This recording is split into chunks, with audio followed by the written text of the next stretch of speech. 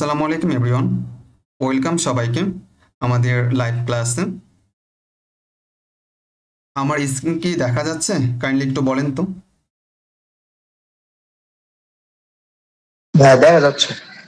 ওকে, ঠিক আছে। প্রথমত আমরা আমাদের সম্পর্কে একটু বলি, দেন হচ্ছে আমরা আমাদের ক্লাসটা শুরু করে দেব। আমাদের এটা হচ্ছে একটা অনলাইন প্ল্যাটফর্ম যেখানে হচ্ছে রিসার্চের কাজ শেখানো হয়।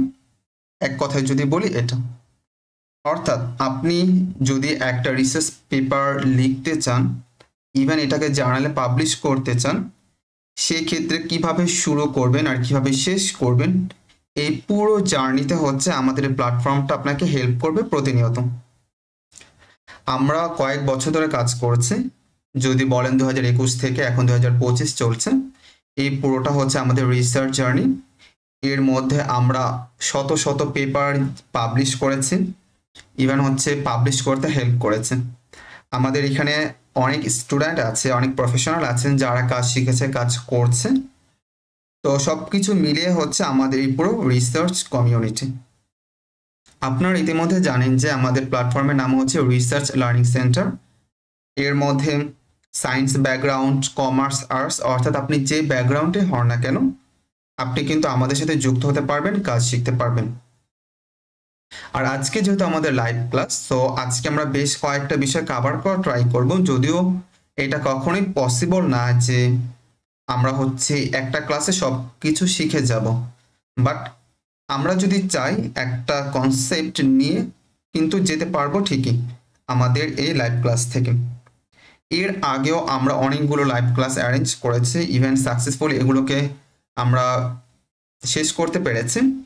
নট অনলি আমাদের লাইভ ক্লাস, আমরা হচ্ছে বেশ কিছু সেমিনার করেছি হায়ার স্টাডির ওপর। খুব সুন হচ্ছে আমাদের হায়ার স্টাডির উপর আরও বেশ কিছু সেমিনার চলে আসবে হয়তো।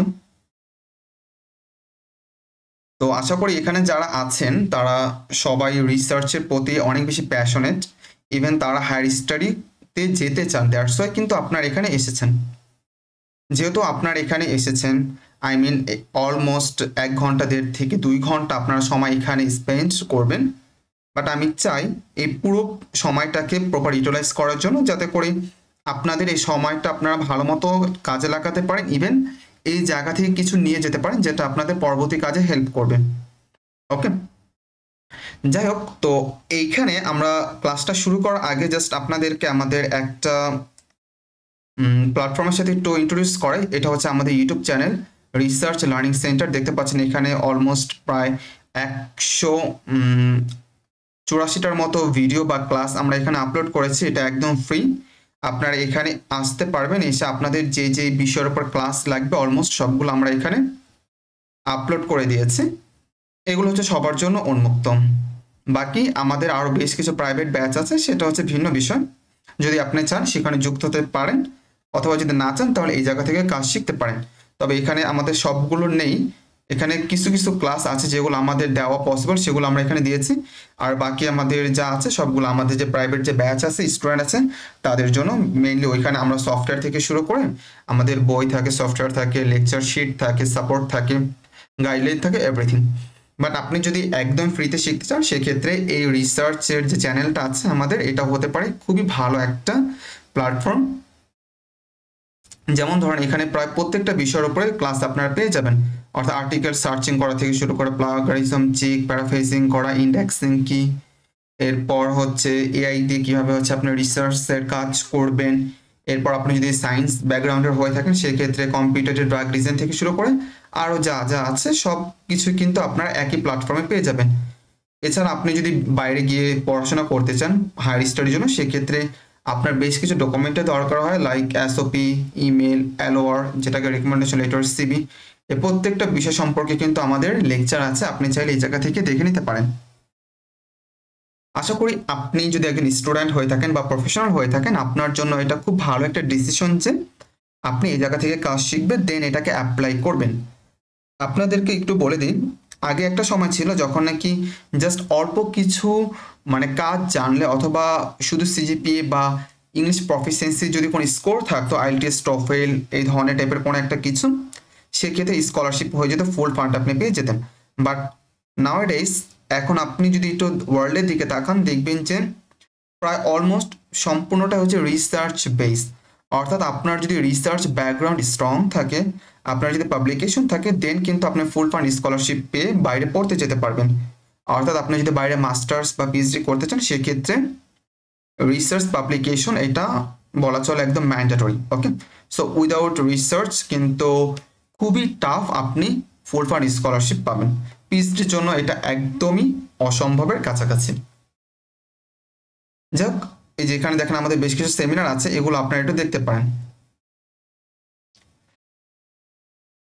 ওকে, সো আমরা ক্লাসে আসলে ফিরে যেতে চাই, কারণ আমাদের হিউজ পরিমাণ সিলেবাস, আমি জানি না কতটুকু শেষ করতে পারবো, but I will try to finish that. আপনাদের আমি একটু বলি যে আমাদের এইখানে কয়েকটা সেগমেন্ট থাকবে। প্রথমে হচ্ছে আমরা দেখাবো, দেন হচ্ছে আপনাদের যদি কোনো কোশ্চেন থাকে দেন হচ্ছে আপনারা কোশ্চেনগুলো করতে পারবেন, অথবা আপনারা যদি চান এখানে যে চ্যাট বক্স আছে সেখানে লিখে দিতে পারেন, দেন আমরা ট্রাই করব সেগুলোকে সলভ করার জন্য। প্রথমে আমরা আসি আজকের ক্লাস। ওকে, ক্লাসে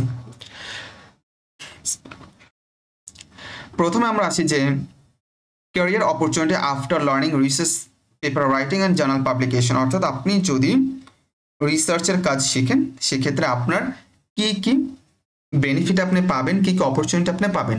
কারণ যখন আমরা নতুন কোনো কিছু শিখতে চাই আমাদের প্রথম এবং প্রধান বিষয়টা হচ্ছে আগে আমরা সেটার বেনিফিটটা জানতে চাই, রাইট? আমরা যদি কোনো একটা কিছুর বেনিফিট জানি তাহলে কিন্তু খুব ইজিলি আমরা ওই জিনিসটাতে শিখতে আগ্রহ প্রকাশ করি। বাট আমরা যদি ওইটার সম্পর্কে না জানি, ওইটার যদি বেনিফিট বা প্রফিট এইসব সম্পর্কে যদি আমরা না জানি তাহলে কিন্তু আমরা সাধারণত ইন্টারেস্ট এক্সপ্রেস করি না।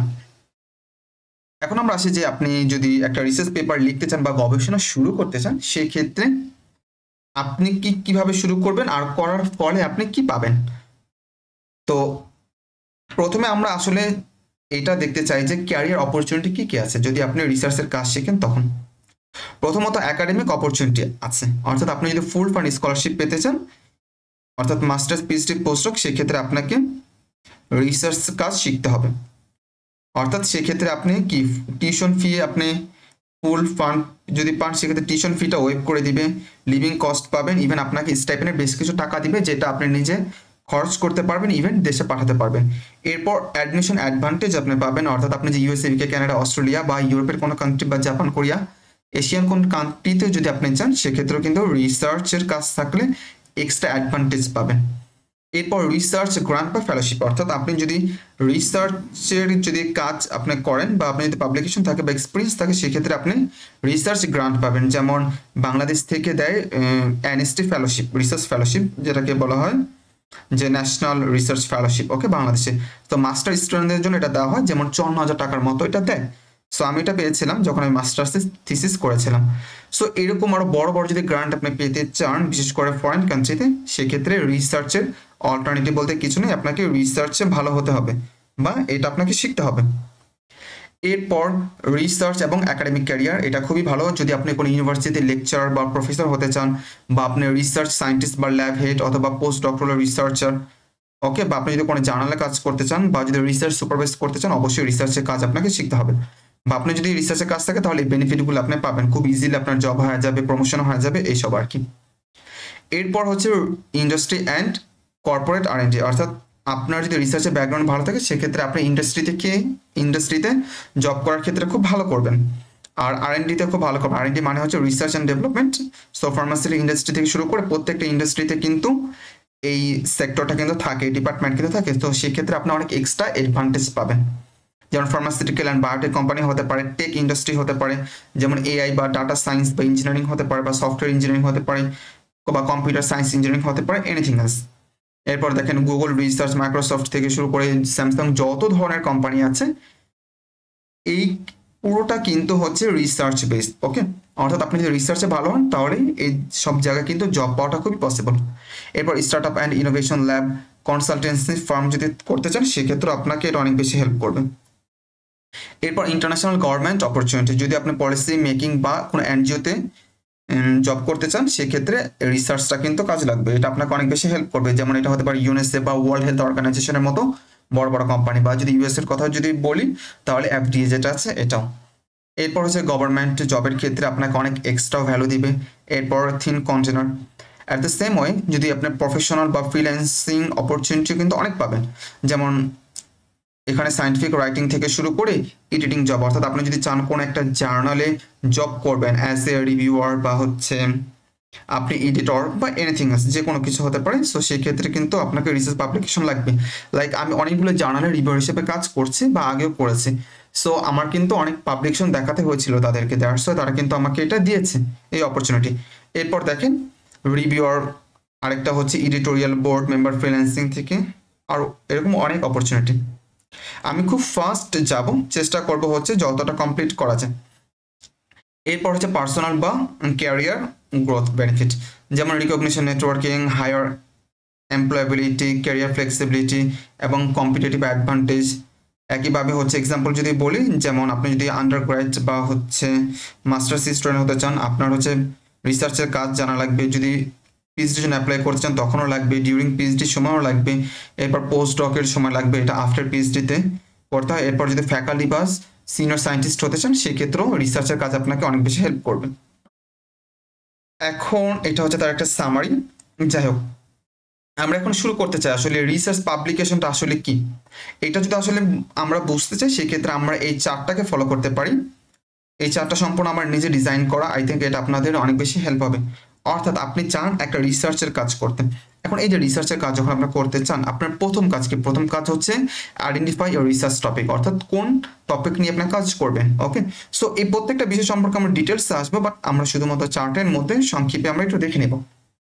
যেমন হচ্ছে রিসার্চ অ্যান্ড রিসার্চ টপিক। ওকে, অর্থাৎ আইডেন্টিফাই করতে হবে রিসার্চ টপিক কোন বিষয় নিয়ে আপনার কাজ করতে চান। যেমন আপনি কি নিউরোসায়েন্স নিয়ে কাজ করতে চান, নাকি আপনার ক্যান্সার নিয়ে কাজ করতে চান, নাকি হচ্ছে আপনি কিডনি ডায়ালিসিস নিয়ে কাজ করতে চান, নাকি হচ্ছে আপনি হচ্ছে হিউম্যান হেলথ নিয়ে কাজ করতে চান, নাকি মেন্টাল হেলথ নিয়ে কাজ করতে চান, কি নিয়ে কাজ করতে চান, ওই টপিকটা এখানে হবে।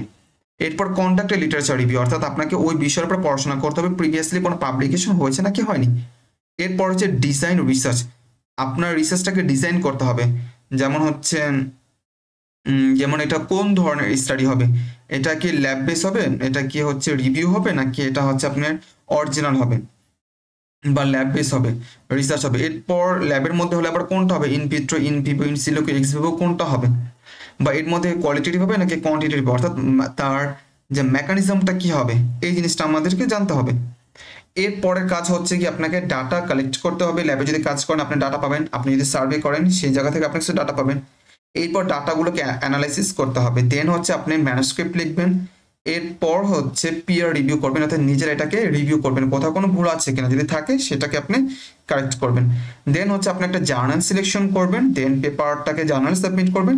এরপর জার্নালে যে এডিটোরিয়াল বোর্ড আছে তারা এটাকে রিভিউ করবে, রিভিউ করে আপনাদেরকে পাঠাবে কমেন্ট সহকারে, কোথায় কোনো ভুল আছে ওই জিনিসটা তারা এখানে দিয়ে দিবে। এরপর হচ্ছে রিভিউ অ্যান্ড রিসাবমিশন আবার করবেন, এরপর পেপারটা আপনার অ্যাকসেপ্টেন্স হবে। পেপার অ্যাকসেপ্টেন্স হওয়ার পর আপনি গ্যালারি প্রুফ করবেন, পেপারটা পাবলিকেশন হবে, পোস্ট পাবলিকেশন হবে, দেন আপনার পেপারটা উন্মুক্ত হয়ে যাবে, অর্থাৎ লিঙ্ক আকারে চলে আসবে। এই হচ্ছে পুরো প্রসিডিওর, অর্থাৎ রিসার্চ টপিক সিলেক্ট করা থেকে শুরু করে একদম অ্যাকসেপ্টেন্স বা পাবলিকেশন হওয়া পর্যন্ত পুরো প্রসিডিওরটা আসলে এই ফ্রেমওয়ার্কটাকে ফলো করে কাজ করে। এরপর আমরা আসলে দেখতে চাই যে how a new researcher can find a research topic. আপনি একজন নতুন যদি রিসার্চার হয়ে থাকেন সেক্ষেত্রে আপনি কিভাবে একটা রিসার্চ টপিকটাকে খুঁজবেন। ওকে, আমি এখানে কয়েকজনকে একটু প্রশ্ন করি, আমাকে কাইন্ডলি আপনারা একটু জানান তো। কেউ আমাকে একটা বা তিনটা একটা টপিকের নাম বলেন যেটা আমি এজ এক্সাম্পল হিসাবে তুলে ধরে এই পুরো বিষয়টাকে কভার করব। এনিওয়ান, কারো মাথায় কোনো টপিক আছে? Cancer related. আচ্ছা, এখানে হ্যাপাটোটক্সিসিটি আমি শুনেছিলাম, আরেকটা হচ্ছে ক্যান্সার। ওকে, একজনে হচ্ছে একটা কমেন্ট লিখেছে, আমি একটু চোখে পড়েছি, একটু দেখি। Applied AI in health care. Okay, আমি যদি এই টপিকটা যদি নিতে চাই, অ্যাপ্লাইড এআই মানে artificial intelligence in health care. Okay, এটাই তো ছিল হেলথ কেয়ার। ওকে, অর্থাৎ আমরা আসলে দেখতে চাই যে এআই ইউজ করে কিভাবে হচ্ছে আমরা হেলথ কেয়ারটাকে আর বেশি ইজি করতে পারি বা ডায়াগনোসিস করতে পারি, এটা হচ্ছে মেন। অর্থাৎ এআইটাকে আমরা ইউজ করবো হচ্ছে হেলথ কেয়ারের ক্ষেত্রে। ওকে, এখন আমি হচ্ছে একজন ফার্মাসিস্ট। ওকে, আমি আমার ব্যাচেলর মাস্টার্স দুইটা হচ্ছে B Pharm and M Pharm থেকে কমপ্লিট করেছে। তার মানে আমি হেলথ নিয়ে মোটামুটি হচ্ছে জানি। ওকে ফাইন, আমি জানলাম। এখন আমি কি করব, আমার কাজ হচ্ছে গিয়ে, যেহেতু আমি টপিক নিয়েছি এআই অর্থাৎ আর্টিফিশিয়াল ইন্টেলিজেন্স, এইটা আমরা ইউজ করব কোন ক্ষেত্রে, হেলথ কেয়ারের ক্ষেত্রে। এখন আমাকে এখানে দেখতে হবে যে আমি কিভাবে আসলে এটাকে ইউজ করতে পারি বা ইউটিলাইজ করতে পারি, এটা হচ্ছে আমার কথা। যখন আমরা হেলথ নিয়ে কাজ করি আমাদের বেশ কয়েকটা বিষয়ের ওপর আমাদের ফোকাস করতে হয়। যেমন হচ্ছে আমরা হচ্ছে যদি একটা ডিজিজটাকে এখানে কনসিডার করি, যেহেতু ওই ডিজিজটা হচ্ছে হেলথের সাথে রিলেভেন্ট সবচেয়ে বেশি, সো এই ডিজিজটাকে আমাদের ডায়াগনোসিস করতে হয়, ট্রিটমেন্ট করতে হয়। অ্যাজ এ ডক্টর হিসেবে আমি যদি ডায়াগনোসিস করতে চাই ওই ডিজিজটাকে, সো আমার কিন্তু অনেকটা সময় লাগবে, আমার অনেক এক্সপেরিমেন্ট করতে হবে, দেন হচ্ছে আমার আইডিয়া করতে হবে। বাট এটা কিন্তু ভুল আর পসিবিলিটি থাকে। বাট যখন আমরা এআই ইউজ করব তখন ও কিন্তু খুব ফাস্ট কাজ করবে। ওকে, তো তখন কিন্তু আমরা এই কাজটা করতে পারি। যেমন এখন বর্তমানে কিন্তু এআই অনেক বেশি পরিমাণ ইউজ হচ্ছে। লাইক আমি যদি একটু বলি, যেমন পিসিআর। ওকে, পিসিআর হচ্ছে পলিমারাস চেইন রিয়াকশন যদি বলি, এর সাথে হচ্ছে এআই ইউজ করা যেতে পারে। তো মাল্টিপ্লেক্স পিসিআর আছে। ওকে, এরপর হচ্ছে ডিজিটাল, হ্যাঁ, ড্রপলেট ডিজিটাল পিসিআর আছে। এরপর হচ্ছে রিয়েল টাইম পিসিআর আছে। এই যে এই ধরনের যে পিসিআর আছে এগুলোর সাথে কিন্তু এআই ইউজ করা যেতে পারে। একইভাবে হচ্ছে ক্রিসপার-কাস যেটা আছে, ক্রিসপার-কাস এটা হচ্ছে জিন এডিটিং একটা সিস্টেম। সো এটার সাথে যদি আমরা চাই এইটাকে কিন্তু কম্বাইন্ডলি ইউজ করতে পারি, সেক্ষেত্রে আমরা আরো ভালো মতো জিনটাকে ডিটেক্ট করতে পারবো। সো এই যে ডিজিজটাকে হচ্ছে যদি আমরা ডায়াগনোসিস করতে চাই সেই ক্ষেত্রে কিন্তু এআই ইউজ করতে পারি। একইভাবে ডিজিজটাকে যদি ট্রিটমেন্ট করতে চাই সেই ক্ষেত্রেও কিন্তু এআই দিয়ে আমরা খুব ভালোভাবে এই জিনিসটাকে হ্যান্ডেল করতে পারি। ঠিক আছে, তো এরকম করে কিন্তু আমরা এআইটাকে ইউজ করতে পারি হেলথ কেয়ারের ক্ষেত্রে। বাট আমি তো একদম মানে ফ্রেশার, আমি তো একদম হচ্ছে নতুন, বাট আমি তো জানি না এত কিছু, তাই না? সো আমি কিভাবে আমার রিসার্চ টপিকটাকে সিলেক্ট করব? এর জন্য কয়েকটা স্ট্র্যাটেজি আমরা ফলো করতে পারি। যেমন হচ্ছে identify personal interest and strength. Okay, তো ধরে নিচ্ছি যে আমার ইন্টারেস্ট হচ্ছে যে এআই নিয়ে, ওকে, বা আইটি নিয়ে আমার খুব ইন্টারেস্টেড। একইভাবে স্ট্রেংথ আমার কি আছে, স্ট্রেংথ হচ্ছে আমি হেলথের একজন ছাত্র। সো আপনি যেটা হন আপনি ওইটা এক্ষেত্রে নেবেন। তার মানে আমার স্ট্রেংথ আমি পেলাম, আমি যেহেতু ফার্মাসিস্ট, সো আমি হেলথ নিয়ে জানি, আর আমার ইন্টারেস্ট আছে হচ্ছে গিয়ে এআই। ওকে ফাইন, তখন এখন আমি কি করতে পারবো, এখন হচ্ছে আমি এই দুইটাকে একসাথে ইন্টিগ্রেট করতে পারি, দেন হচ্ছে এই জায়গা নিয়ে আমি রিসার্চ করতে পারি। সো আমাকে প্রথম কি করতে হবে, আমাকে এই জায়গা থেকে ইন্টারেস্ট অ্যান্ড স্ট্রেংথটাকে খুঁজে বের করতে হবে।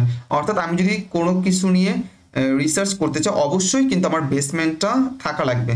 যদি আমার কোনো বেসমেন্ট না থাকে তাহলে তো আমি শুরু করতে পারবো না। যেমন আমি তো কমার্সের স্টুডেন্ট, আমাকে যদি বলে কমার্স নিয়ে হচ্ছে একটা রিসার্চ করতে, আমি তো সেটা করতে পারবো না। এইটার প্রতি না আছে আমার ইন্টারেস্ট, না আছে আমার স্ট্রেংথ। ওকে, সো এই জিনিসটা বোঝা লাগবে, যেটার প্রতি আপনার ইন্টারেস্ট থাকবে আর স্ট্রেংথ থাকবে ওরকম একটা টপিক আপনি সিলেক্ট করবেন। এরপর use previous knowledge and course work, অর্থাৎ আপনি যে বিষয়গুলো নিয়ে পড়াশোনা করেছেন ওই বিষয়গুলোর কোনো একটা টপিক নেওয়ার চেষ্টা করবেন। অর্থাৎ আমি যেহেতু ব্যাচেলর কমপ্লিট করেছি, মাস্টার্স কমপ্লিট করেছি হেলথ রিলেভেন্ট কোনো একটা সাবজেক্টে, সো আমার এই জায়গায় নলেজ এবং কোর্স ওয়ার্ক কিন্তু দুইটাই ছিল। সো আমি চাইলে কিন্তু AI applied in health care এটা কিন্তু নিতেই পারি। এরপর কন্টাক্ট এর লিটারেচার রিভিউ, এর পরের কাজটাকে আমাকে দেখতে হবে যে এই বিষয়ের উপর প্রিভিয়াসলি কোনো কাজ হয়েছে কিনা, যদি হয় সো আমি এটা নিব। আর ওই পেপারগুলি পড়বো তাদের লিমিটেশন কি ছিল, তারা কোন পর্যন্ত কাজ করেছে। ওকে, তার লাস্ট আপডেট যে পেপারগুলো পাবলিশ হয়েছে ওগুলো আমরা পড়বো। ওই জায়গা থেকে রিসার্চ গ্যাপটাকে আইডেন্টিফাই করার চেষ্টা করবো। রিসার্চ গ্যাপ সম্পর্কে আমরা ডিটেলসে শিখবো একটু পরে। এখন আমরা পেপারগুলো কোথায় পাবো, Google scholar, PubMed, Scopus, web of science, এই ধরনের আরো অনেক ধরনের সার্চ ইঞ্জিন আছে, ওই জায়গা থেকে পেপারগুলো আমরা খুঁজে বের করবো।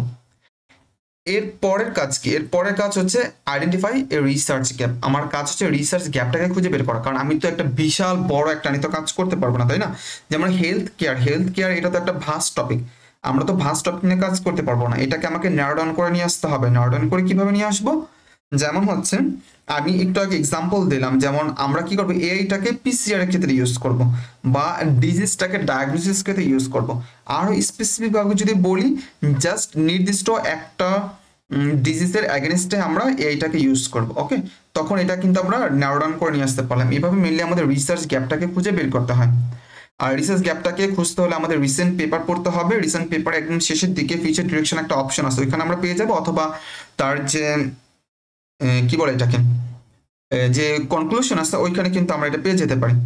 এরপর হচ্ছে কনসিডার করতে হবে real world problem and application, অর্থাৎ আমি এটা নিয়ে কাজ করতে চাইলেই তো হবে না, আমাকে দেখতে হবে এইটার আসলে কোনো ইম্প্যাক্ট আছে কিনা, বা এটা নিয়ে কাজ করলে মানুষের হচ্ছে উপকার হবে কিনা, বা কোনো প্রবলেমটাকে সলভ করতে চাচ্ছি কিনা, তাই না? যদি আমরা করতে চাই তাহলে আমরা করতে পারবো। যেমন আমরা যদি মনে করি যে ডাক্তারের একটা ডিজিজ ডায়াগনোসিস করতে সময় লাগে হচ্ছে 1 সপ্তাহ, ওই 1 সপ্তাহের মধ্যে পেশেন্টের অবস্থা খুবই খারাপ হয়ে যায়, তাইলে কিন্তু এটা হবে না, এটা কিন্তু একটা প্রবলেম, তাই না? 1 সপ্তাহের মধ্যে হয়তো রুগীটা মারা যাবে। বাট আমরা যদি এই ক্ষেত্রে এ ইউজ করি তাহলে দেখা যাবে জাস্ট আমরা কয়েক ঘন্টার মধ্যে কিন্তু আমরা ডিজিজটাকে ডায়াগনোসিস করতে পারবো, ইভেন আমরা ট্রিটমেন্টটা শুরু করে দিতে পারবো, সেক্ষেত্রে রুগীটা প্রাণে বেঁচে যাবে, রাইট? তো এই যে এটা কিন্তু একটা প্রবলেম, এই প্রবলেমটাকে আমরা কি করতে পারতেছি, সলভ করতে পারতেছি। ওকে, এইটার জন্য আমরা কি করব, এই টপিকটা নিব আমরা। ওকে, সো আমাদের টপিক নেওয়ার আগে এই বিষয়গুলো মাথায় রাখতে হবে। এরপর discuss with supervisor and expert, আপনাকে আপনার যে সুপারভাইজার আছে তাদের সাথে হচ্ছে আপনাকে কথা বলতে হবে, তাদের সাথে হচ্ছে ডিসকাস করতে হবে, দেন তারা যদি বলে করো তাহলে আপনি করবেন, আদার্স কিন্তু আপনি শুরু করবেন একা একা। আপনার এক্সপার্টের সাথে হচ্ছে আপনাকে কনসাল্ট এখানে করতে হবে। যেমন কাজ করার জন্য মেন্টর দরকার হয়, যেমন আমাদের রিসার্চ টিমে যারা কাজ করে তাদের মেন্টরশিপে হচ্ছে আমি থাকি, বা আমাদের যারা ফ্রেন্ড আছে যারা পিএইচডি করছে বাইরের বিভিন্ন কান্ট্রিতে, তারা আমাদেরকে এখানে কিন্তু বিভিন্ন বিষয়ে ইনভলভমেন্ট থাকে। তো আমাদের কিন্তু প্রবলেম হয় না, আমরা কিন্তু হচ্ছে আমাদের স্টুডেন্টদেরকে খুব ভালো মতো গাইড করি, তাদের পেপার লিখতে সাহায্য করি, পেপার পাবলিকেশনে সাহায্য করি, তাদের ফান্ডিং দিয়ে সাহায্য করি, তাদের টপিক সিলেকশনে সাহায্য করি, সবকিছু কিন্তু এক হিসেবে আমরা করে দিচ্ছি। ওকে, সো এরকম আপনাকে যারা নাকি মেন্টরশিপে থাকবে, যারা মেন্টর থাকবে তাদের আন্ডার থেকে কাজ করতে হবে, কোনো এক্সপার্টের আন্ডার থেকে কাজ করতে হবে, নিজে নিজে কাজ করলে কিন্তু হবে না। ধরে নিচ্ছি আপনি খুব সুন্দর করে এটা করে ফেলতে পেরেছেন। এরপর হচ্ছে চেক ফিজিবিলিটি আছে, আপনাকে দেখতে হবে যে আপনার রিসোর্স আছে কিনা, এটা করার জন্য তো আসলে অনেক মেশিন দরকার হয়, তাই না? টাইমের দরকার হয়, টাকা দরকার, এগুলো আছে কিনা, যদি থাকে আপনি কাজ শুরু করতে পারবেন। অর্থাৎ কাজ শুরু করার আগে আপনাকে এই বিষয়গুলো দেখতে হবে। এরপর হচ্ছে স্টার্ট স্মল অ্যান্ড স্পেসিফিক, এই বিষয়গুলো হচ্ছে আপনাকে একটু দেখতে হবে যে আপনি বড় কোনো টপিক নিয়ে কাজ করবেন না, কমপ্লেক্স কোনো টপিক সিলেক্ট করবেন না, তাহলে আপনি কিন্তু করতে পারবেন না। আপনাকে ছোট একটা টপিক নিয়ে কাজ করতে হবে, যেটাকে আমরা বিজনেসের ভাষা যদি বলি তাহলে বলি নিশ সিলেকশন করা, অর্থাৎ যত ন্যারো, যত ছোট, যত ইউনিক বিষয় নিয়ে কাজ করবেন পেপার পাবলিকেশনটা কিন্তু তত বেশি ইজি হয়ে যাবে। যেমন ধরেন আপনি যদি এখানে একটা কাজ করেন breast cancer treatment, so breast cancer treatment তো অনেকভাবে হতে পারে, এটা ন্যাচারাল প্রোডাক্ট দ্বারা হতে পারে, মেরিন প্রোডাক্ট দ্বারা হতে পারে, এরপর এর ভিতরে যদি আরো বলি ফ্লাভোনয়েড দ্বারা হতে পারে, পলিফেনল দ্বারা হতে পারে, বা সার্জারি দ্বারা হতে পারে, এরপর হচ্ছে সিনথেটিক ড্রাগ দ্বারা হতে পারে, ইনজেকশন দ্বারা হতে পারে, তাই না? এরকম অনেকগুলো কিন্তু হতে পারে, বাট আমি তো সবগুলো নিয়ে তো কাজ করতে পারবো না। আমাকে কি করতে হবে, একদম ন্যারো ডাউন করে নিতে হবে, একদম ছোট একটা টপিক নিতে হবে, দেন ওইটা নিয়ে আমরা কাজ করবো। যেমন আমরা এখানে কি নিয়েছি, কোয়ারসেটিন, এটা হচ্ছে একটা ন্যাচারাল কম্পাউন্ড। ওকে, আর যদি বলি এটা একটা ফ্লাভোনয়েড, সো আপনি এই ফ্লাভোনয়েড জাস্ট একটা নিলেন, দেন ওইটা নিয়ে আপনি কাজ করলেন। এরকম করে আপনাকে খুব ছোট একটা টপিক সিলেক্ট করতে হবে। এরপর এটা হচ্ছে তার সামারি, যে কথাগুলো আমরা বললাম এগুলো এখানে হচ্ছে আরেকটু সুন্দর করে দেওয়া আছে। যাই হোক, আমরা যদি প্রত্যেকটা বিষয় ধরে ধরে এক্সপ্লেন করতে চাই আমাদের হিউজ পরিমাণ সময় লাগবে, এটা আমাদের পক্ষে পসিবল না। আমরা চাচ্ছি যে আজকের ক্লাসে মোটামুটি একটা আপনাদেরকে ধারণা দেওয়ার জন্য কিভাবে অ্যাকচুয়ালি রিসার্চের কাজটা হয়। ওকে, বা যদি বলি আরো আপনাদেরকে হচ্ছে একটু মোটিভেট করা রিসার্চের প্রতি, যদি আপনি করেন সেক্ষেত্রে আপনার জন্য এটা অনেক বেশি হেল্প হবে। ওকে,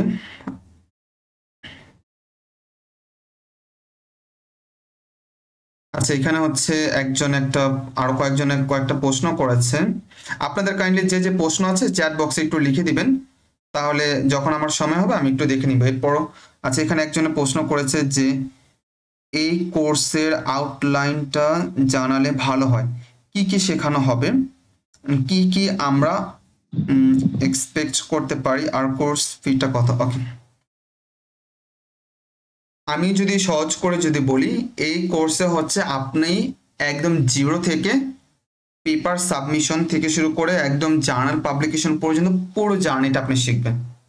আপনি যদি কিছু না জানেন, আপনার জন্ম যদি হচ্ছে আজকে হয়ে থাকে, আপনি কালকে থেকে কাজ করতে পারবেন। অর্থাৎ আপনি যদি ABCD যদি আপনি জেনে থাকেন, তাহলে আপনি রিসার্চের কাজ শিখতে পারবেন। একদম সহজ কথা।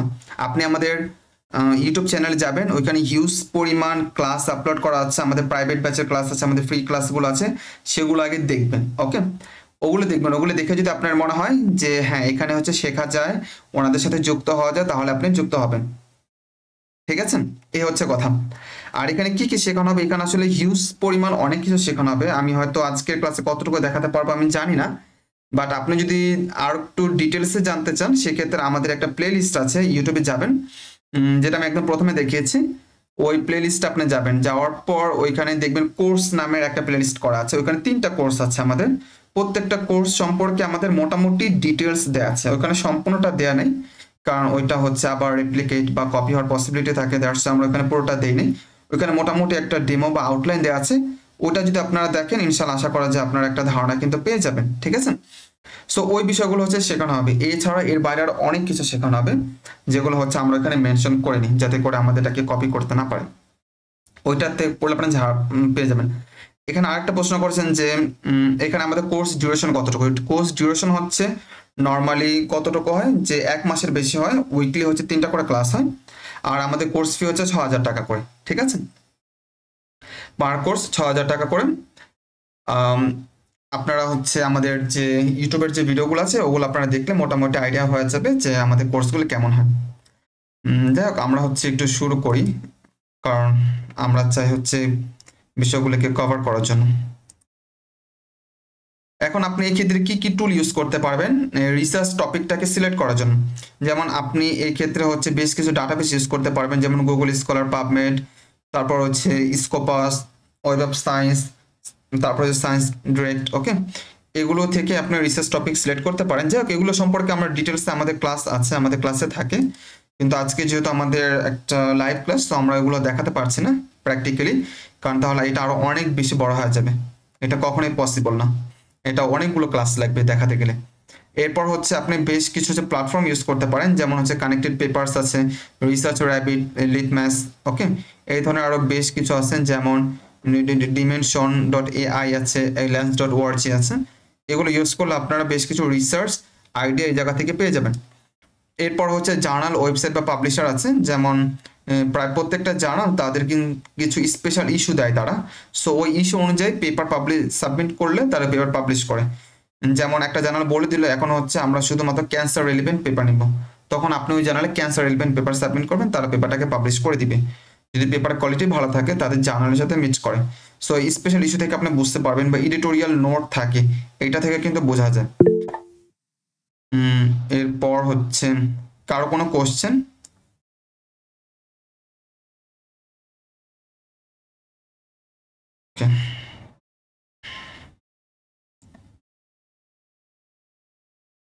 এরপর এখানে দেখেন বেশ কিছু জার্নাল আমি এখানে মেনশন করে দিয়েছি, যেমন একটা ন্যাচারালগুলো জার্নাল, এগুলো হচ্ছে পাবলিশার ল্যান্সেট, এগুলো হচ্ছে বড় বড় এলসিবিআর, স্প্রিঞ্জার, টেইলর অ্যান্ড ফ্রান্সিস, তাছাড়া এমডিপি আছে, তারপর আপনার হিন্দাই আছে, ব্যান্থাম সায়েন্স আছে, এগুলো হচ্ছে পাবলিশারও। এরপর হচ্ছে প্রিপ্রিন্ট সার্ভার আছে। প্রিপ্রিন্ট বলতে কি, এটা হচ্ছে একজন রিসার্চার বা গবেষক, সে যদি তার গবেষণাটাকে পিয়ার রিভিউ অর্থাৎ জার্নালের সাবমিশনের আগে বা পাবলিকেশনের আগে যদি কোনো একটা সার্ভারে সাবমিট করে, তখন এটাকে আমরা বলি প্রিপ্রিন্ট সার্ভার। ওকে, প্রিপ্রিন্ট সার্ভারে তারা এটাকে সাবমিট করে, সবার জন্য উন্মুক্ত করে দেয়। ওই জায়গা থেকে আপনি চাইলে কিন্তু রিসার্চ টপিকটাকে নিতে পারবেন।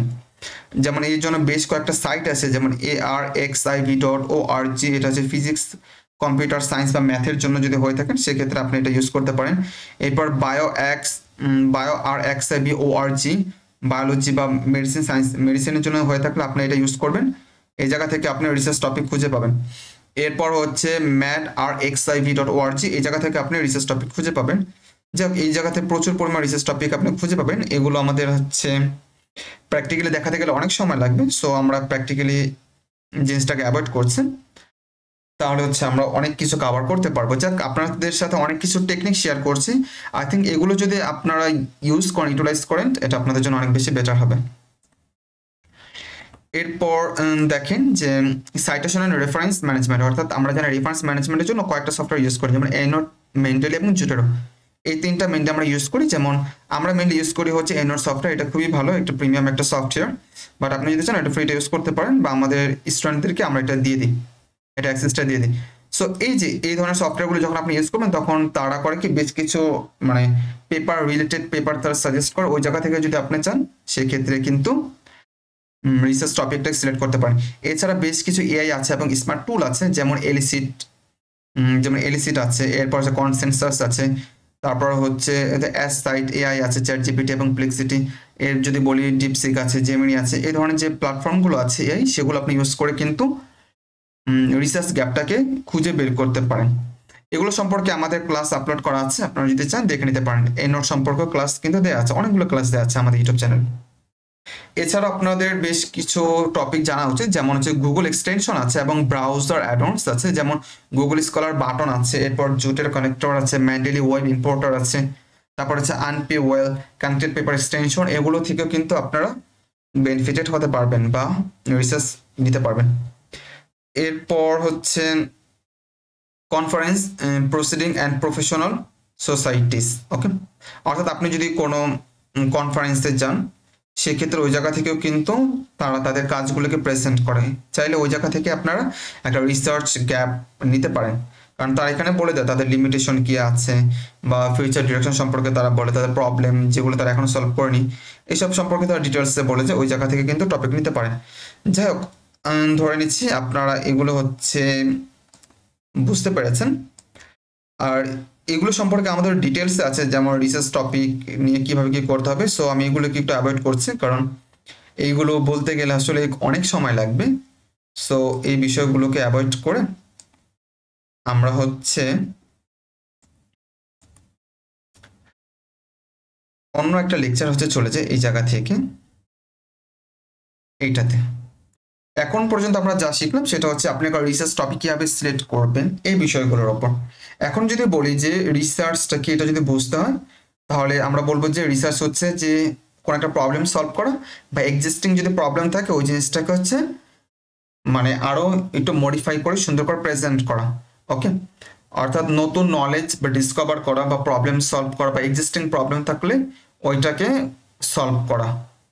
এই পুরো বিষয়টাকে যদি একটা সিস্টেমিক ওয়েতে আমরা কাজ করি, তখন এটাকে আমরা রিসার্চ বলতে পারি।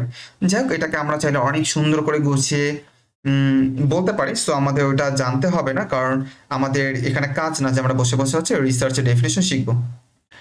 এরপর যদি বলি রিসার্চের ক্লাসিফিকেশনটা, রিসার্চটাকে আমরা কয়েকটা জিনিসের উপর ভিত্তি করে ক্লাসিফাই করতে পারি। তার মধ্যে একটা হচ্ছে যে তার বেসড অন পারপাসের উপর ভিত্তি করে দুভাগে করতে পারি, একটা হচ্ছে বেসিক রিসার্চ আর একটা হচ্ছে অ্যাপ্লাইড রিসার্চ। তো বেসিক রিসার্চ কি? বেসিক রিসার্চ হচ্ছে যে আপনি মনে করেন যে মানে ফান্ডামেন্টাল বা পিওর রিসার্চ যদি বলে এটা। আর অ্যাপ্লাইড রিসার্চ যেটা হচ্ছে আমরা মানে অ্যাপ্লাই করি, আমাদের নলেজটাকে অ্যাপ্লাই করি, যেমন ল্যাব বেসড যে রিসার্চগুলো হয় বা সার্ভে টাইপের যে রিসার্চগুলো হয়, এগুলো হচ্ছে অ্যাপ্লাইড রিসার্চ। আর যেগুলো হচ্ছে শুধুমাত্র থিওরিটিক্যাল বেস হয়, সেগুলোকে বলতে পারি আমরা বেসিক রিসার্চ। এরপর যদি ম্যাথোডোলজির উপর ভিত্তি করে আমরা রিসার্চকে ভাগ করি, তিন ভাগে ভাগ করতে পারি, একটা হচ্ছে কোয়ালিটেটিভ, কোয়ান্টিটেটিভ, আর একটা হচ্ছে মিক্সড। কোয়ান্টিটেটিভ এটা মূলত হচ্ছে নাম্বার রেলিভেন্ট রিসার্চ, আর কোয়ালিটেটিভ এটা হচ্ছে নাম্বার না, বরঞ্চ এটা হচ্ছে সাবজেক্ট এক্সপিরিয়েন্স পার্সপেক্টিভ এইসব নিয়ে কাজ করে। আর মিক্সড মেথড হচ্ছে যদি দুইটাকে আমরা একসাথে ইউজ করি, তখন এটাকে আমরা মিক্সড মেথড রিসার্চ বলতে পারি। এরপর হচ্ছে ডাটা সোর্সের উপর ভিত্তি করে রিসার্চকে দুই ভাগে ভাগ করা যায়, একটা হচ্ছে প্রাইমারি রিসার্চ আর একটা হচ্ছে সেকেন্ডারি রিসার্চ। প্রাইমারি রিসার্চ কোনটা? প্রাইমারি রিসার্চ হচ্ছে যে আপনি সরাসরি ল্যাবে কাজ করবেন বা সরাসরি আপনি ফিল্ডে কাজ করবেন, আপনি ডাটা জেনারেট করবেন, অর্থাৎ আপনি নিজে কাজ করে নিজে ডাটা জেনারেট করবেন, এটা হচ্ছে প্রাইমারি রিসার্চ। আর সেকেন্ডারি রিসার্চ হচ্ছে আপনি নিজে কাজ করবেন না, বরঞ্চ অন্য যারা কাজ করছে তাদের থেকে আপনি ডাটা নিয়ে আপনি রিসার্চ করবেন, এটা হচ্ছে সেকেন্ডারি রিসার্চ। এক্সাম্পল যদি বলি, প্রাইমারি রিসার্চ হচ্ছে অরিজিনাল রিসার্চ আর্টিকেল, আর সেকেন্ডারি রিসার্চ এটা হচ্ছে আপনার রিভিউ আর্টিকেল, ওকে। যাক, এগুলো সম্পর্কে হচ্ছে আমাদের আরো বিস্তারিত থাকে। এরপর যদি বলি ল্যাঙ্গুয়েজ, ওকে,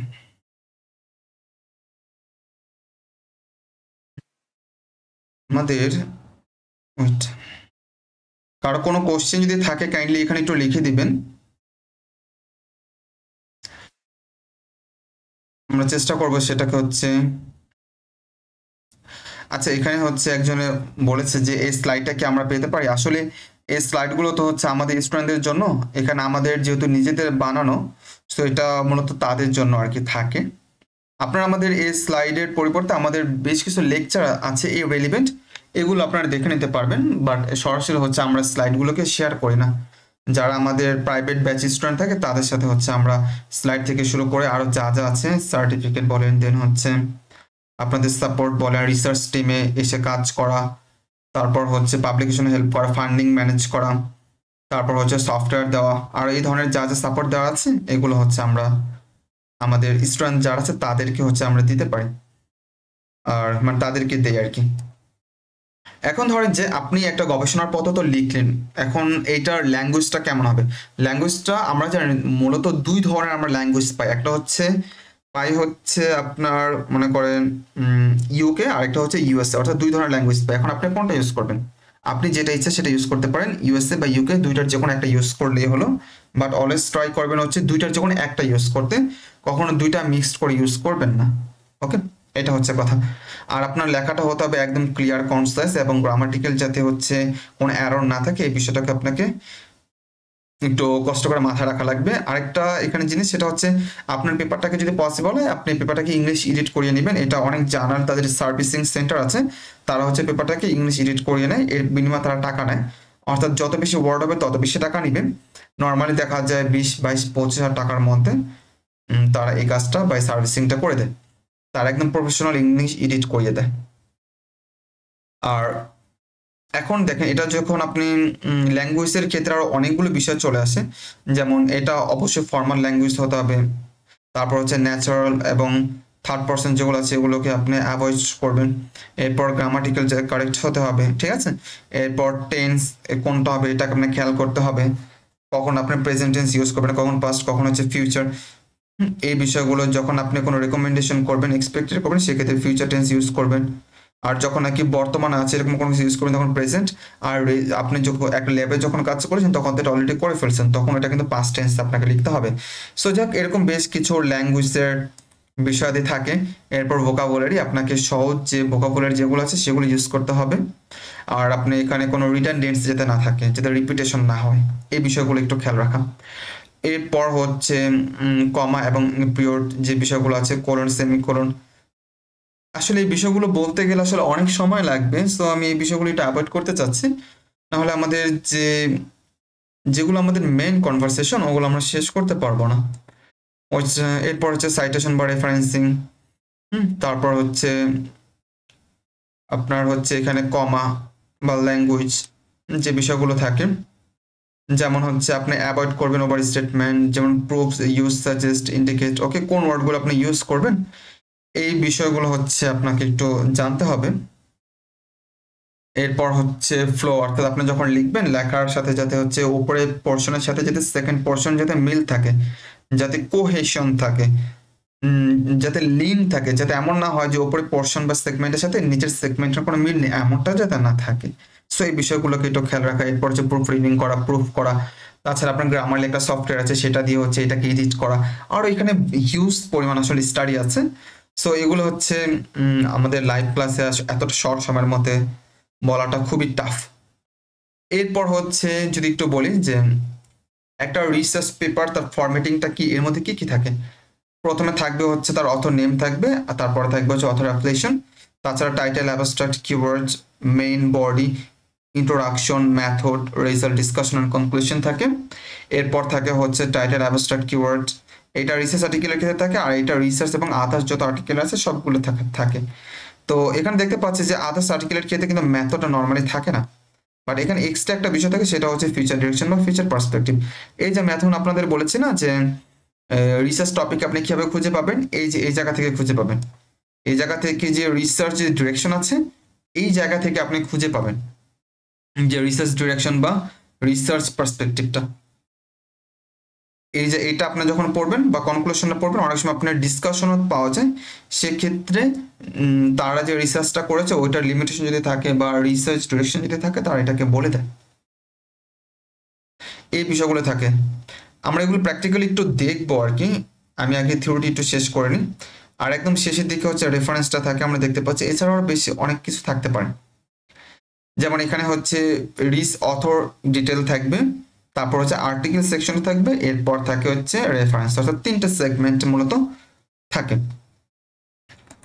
এরপর যদি বলি টাইটেল, আপনি টাইটেল কিভাবে লিখবেন, অর্থাৎ আপনি একটা গবেষণা যখন শুরু করতে চান, আপনার কাজ হচ্ছে গিয়ে টাইটেল সিলেক্ট করা, যে কোন বিষয় নিয়ে কাজ করবেন। এখন কথা বলি টাইটেলটিকে। টাইটেলের কথা হচ্ছে পুরো আপনার যে আর্টিকেলটা আছে, সম্পূর্ণ আর্টিকেলটাকে যদি মাত্র এক কথায় প্রকাশ করেন, সেটা হচ্ছে গিয়ে টাইটেল। আর এই সম্পূর্ণ আর্টিকেলটাকে যদি জাস্ট আপনি একটা সামারিতে প্রকাশ করেন, সেটা হচ্ছে আপনার অ্যাবস্ট্রাক্ট, যেটা আমরা একটু পরে দেখছি। টাইটেল কিভাবে সিলেক্ট করবেন? টাইটেল সিলেক্ট করতে বেশ কিছু টেকনিক আমরা অ্যাপ্লাই করি, যেমন এটা হতে হবে বি স্পেসিফিক এবং ডেসক্রিপটিভ। এরপরে হতে হবে আপনার বি ইনফরমেটিভ এবং purposeful, be unique and original হতে হবে, বি এনগেজিং হতে হবে। এরপর হচ্ছে ইউজ অ্যাপ্রোপ্রিয়েট অ্যান্ড টার্মিনোলজি এবং be consist and clear. Okay, এই টেকনিকগুলো যদি ফলো করে আমরা টাইটেল লিখি, তাহলে খুব ভালো টাইটেল আমরা লিখতে পারবো। যাক, এটা ডিসক্রিপশনটা আছে, এগুলো ডিটেলসে হচ্ছে আপনারা একটু দেখে নিতে পারেন। আমাদের অনেকগুলো ভিডিও আছে, ক্লাস আমরা আপলোড করেছি, ওই জায়গা থেকে নিতে পারেন। এরপর আরো কয়েকটা বিষয় একটু মাথায় রাখতে পারেন, যেমন ইনক্লুড কি টার্ম, অর্থাৎ কি টার্ম যেগুলো আছে সেগুলো রাখবেন। এরপর হচ্ছে এটা হতে হবে অ্যাকুরেট হতে হবে। তারপর হচ্ছে জার্গনগুলোকে অ্যাভয়েড করতে হবে, যাতে মেন কন্ট্রিবিউশন অফ ফাইন্ডিংটাকে যে রিফ্লেক্ট করা যায়, এই বিষয়গুলোর টাইটেলের মধ্যে থাকতে হবে। দেন হচ্ছে এটাকে আপনি কনসিডার করুন টোন আর স্টাইল ঠিক আছে কিনা। এরপর রিভিউ অ্যান্ড রিভাইস, আর একটা হচ্ছে চেক অ্যান্ড কমপ্লেন্স। নর্মালি দেখা যায় কি 8 থেকে 15টা ওয়ার্ডের কিন্তু হয়। অর্থাৎ আপনাকে যদি বলি একটা টাইটেল লেখেন, এখন কথা হচ্ছে আপনি কতগুলি শব্দ দিয়ে লিখবেন, তাই না? নর্মালি দেখা যায় 8টা থেকে 15টা ওয়ার্ডের মধ্যে কিন্তু টাইটেলটা লেখা শেষ করতে হয়, বাট এতগুলো লাগে না। দেখা যায় 7টা 8টা ওয়ার্ডের মধ্যে নর্মালি হয়ে যায়, বা 10টা ওয়ার্ডের মধ্যে নর্মালি যে কোনো ধরনের টাইটেল কিন্তু লেখা হয়ে যায়। আমরা এগুলো একটু পর দেখাবো প্র্যাকটিক্যালি, আমরা এটা থিওরিটি একটু শেষ করে নিই। এরপর অ্যাবস্ট্রাক্ট কিভাবে লিখবেন? অ্যাবস্ট্রাক্ট লেখার নিয়মটা যদি বলি, প্রথমে যে বিষয় নিয়ে আপনি অ্যাবস্ট্রাক্ট লিখতে চান তার একটা ইন্ট্রোডাকশন বা হচ্ছে আপনি ব্যাকগ্রাউন্ড দিবেন। এরপর হচ্ছে এই জায়গা থেকে অবজেক্টিভ এবং পারপাসটা লিখবেন, এরপর মেথড লিখবেন, রেজাল্ট লিখবেন, এরপর ডিসকাশন লিখবেন, ইমপ্লিকেশন অ্যান্ড সিগনিফিকেন্সটা লিখবেন, এরপর কনক্লুশন লিখবেন। নর্মালি 200 থেকে 300 ওয়ার্ডের মতো অ্যাবস্ট্রাক্টটা হয়ে থাকে। এখানে বেশ কিছু টিপস আছে, এটা ফলো করতে পারেন, যেমন be concise, use clear language, write in a past tense, এটা অবশ্যই পাস্ট টেন্সে লিখবেন, অ্যাবস্ট্রাক্টটা ট্রাই করবেন। এরপর অ্যাভয়েড সাইটেশন, আমরা জানি অ্যাবস্ট্রাক্টের মধ্যে কখনো কোনো সাইটেশন হয় না। এরপর রিভাইজ করবেন এবং এডিট করবেন। দেন যদি বলি কিওয়ার্ড, কিওয়ার্ড কিভাবে লিখবেন? এই কিওয়ার্ডও কিন্তু হচ্ছে লাগে, যখন আপনারা পেপার লিখবেন তখন হচ্ছে লাগে। আপনাদেরকে যদি আমি একটু প্র্যাকটিক্যালি দেখানোর চেষ্টা করি, যেমন একটু সার্চ করে দেখায়।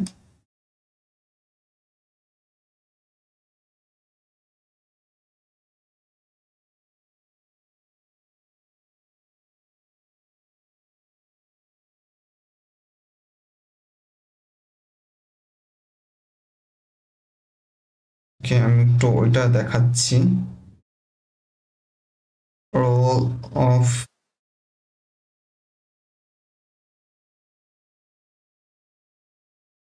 curcumin in cancer therapy, like আমরা এটা দিয়ে যদি একটু সার্চ করি, দেখেন এখানে গুগল স্কলার সার্চ করার পর অনেকগুলো আর্টিকেল চলে আসছে। সো কীভাবে গুগল স্কলার সার্চ করতে হয়, ফিল্টারিং করতে হয়, এগুলো আমরা দেখানোর ট্রাই করব যখন এই পোর্শনগুলো চলে আসবে তখন। যখন এখানে আমরা এখানে সার্চ করলাম, দেখেন এটা চলে আসছে। এখন জাস্ট আমরা প্রথমটা একটু ওপেন করি।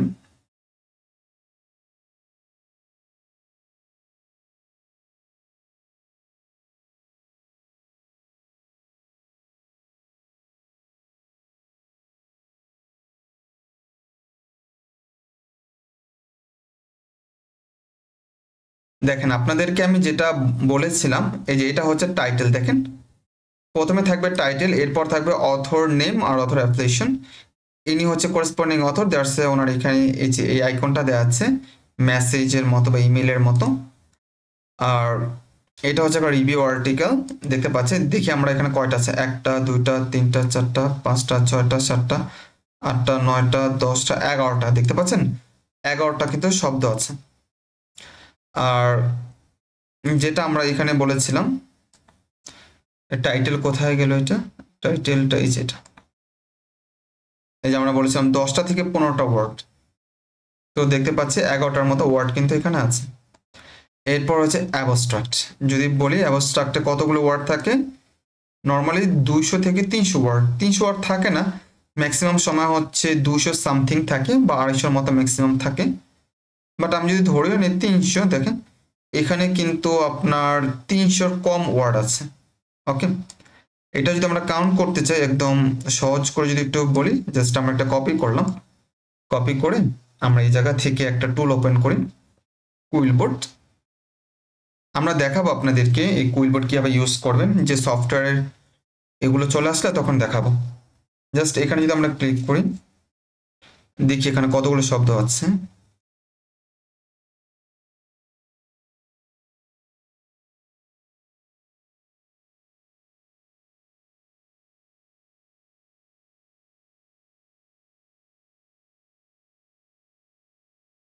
এই যে দেখতে পাচ্ছি এখানে 212টার মতো শব্দ আছে, যেটা আপনাদেরকে আমি বলেছিলাম, যে এই যে বলেছিলাম না এখানে 200 থেকে 300টা, দেখেন এখানে 212টার মতো শব্দ আমরা পেয়েছি। এইভাবে আপনি অ্যাবস্ট্রাক্ট লিখবেন। দেখেন এখানে প্রথমে ইন্ট্রোডাকশন, তারপর অবজেক্টিভ, এরপর মেথড, এরপর রেজাল্ট, ডিসকাশন, কনক্লুশন। এখন আমি প্রত্যেকটা ধরে ধরে যদি আপনাদের এটা দেখাতে চাই, সেক্ষেত্রে হিউজ পরিমাণ কিন্তু সময় লাগবে। আমরা কিন্তু যেহেতু এটা একটা লাইভ ক্লাস, আমরা পুরো বিষয়টাকে কভার করতে পারবো না, বাট যতটা পারে আমরা ট্রাই করব। বাট আমি চাই আমাদের এই আজকের ক্লাস থেকে আপনাদের অ্যাটলিস্ট যাতে একটা আইডিয়া চলে আসে যে রিসার্চ এর কাজটা আসলে কি, কিভাবে কাজ হয়, কিভাবে পাবলিকেশনটা হয়। অর্থাৎ একদম রিসার্চ টপিক সিলেকশন থেকে শুরু করে একদম জার্নাল সাবমিশন, প্রত্যেকটা পয়েন্টকে আমরা টাচ করব। আমি আবারও বলছি, এখানে আমাদের পক্ষে কখনোই পসিবল না আপনাকে একটা ক্লাসের মধ্যে সম্পূর্ণ জিনিসটা হচ্ছে শিখিয়ে দেওয়া, এটা কখনোই পসিবল নয়, কারো পক্ষে এটা পসিবল না। বাট আমাদের পক্ষে এইটা পসিবল যে অ্যাটলিস্ট একটা রোড ম্যাপ আপনাকে দিয়ে দেওয়ার জন্য, যাতে করে অ্যাটলিস্ট আপনি এটা বুঝতে পারেন, ঠিক আছে, যে কিভাবে কাজ হয়, অর্থাৎ কিভাবে একটা টপিক সিলেকশন করবেন, টপিক সিলেকশন করে কিভাবে আপনি আগাবেন, কোন স্টেপ আপনাকে পার করতে হবে, কোন স্টেপে আপনাকে কি করতে হবে। অ্যাটলিস্ট এই জিনিসটা যদি আপনারা জানেন, তাহলে কিন্তু এনাফ, আপনাদের জন্য যথেষ্ট হয়ে যাবে।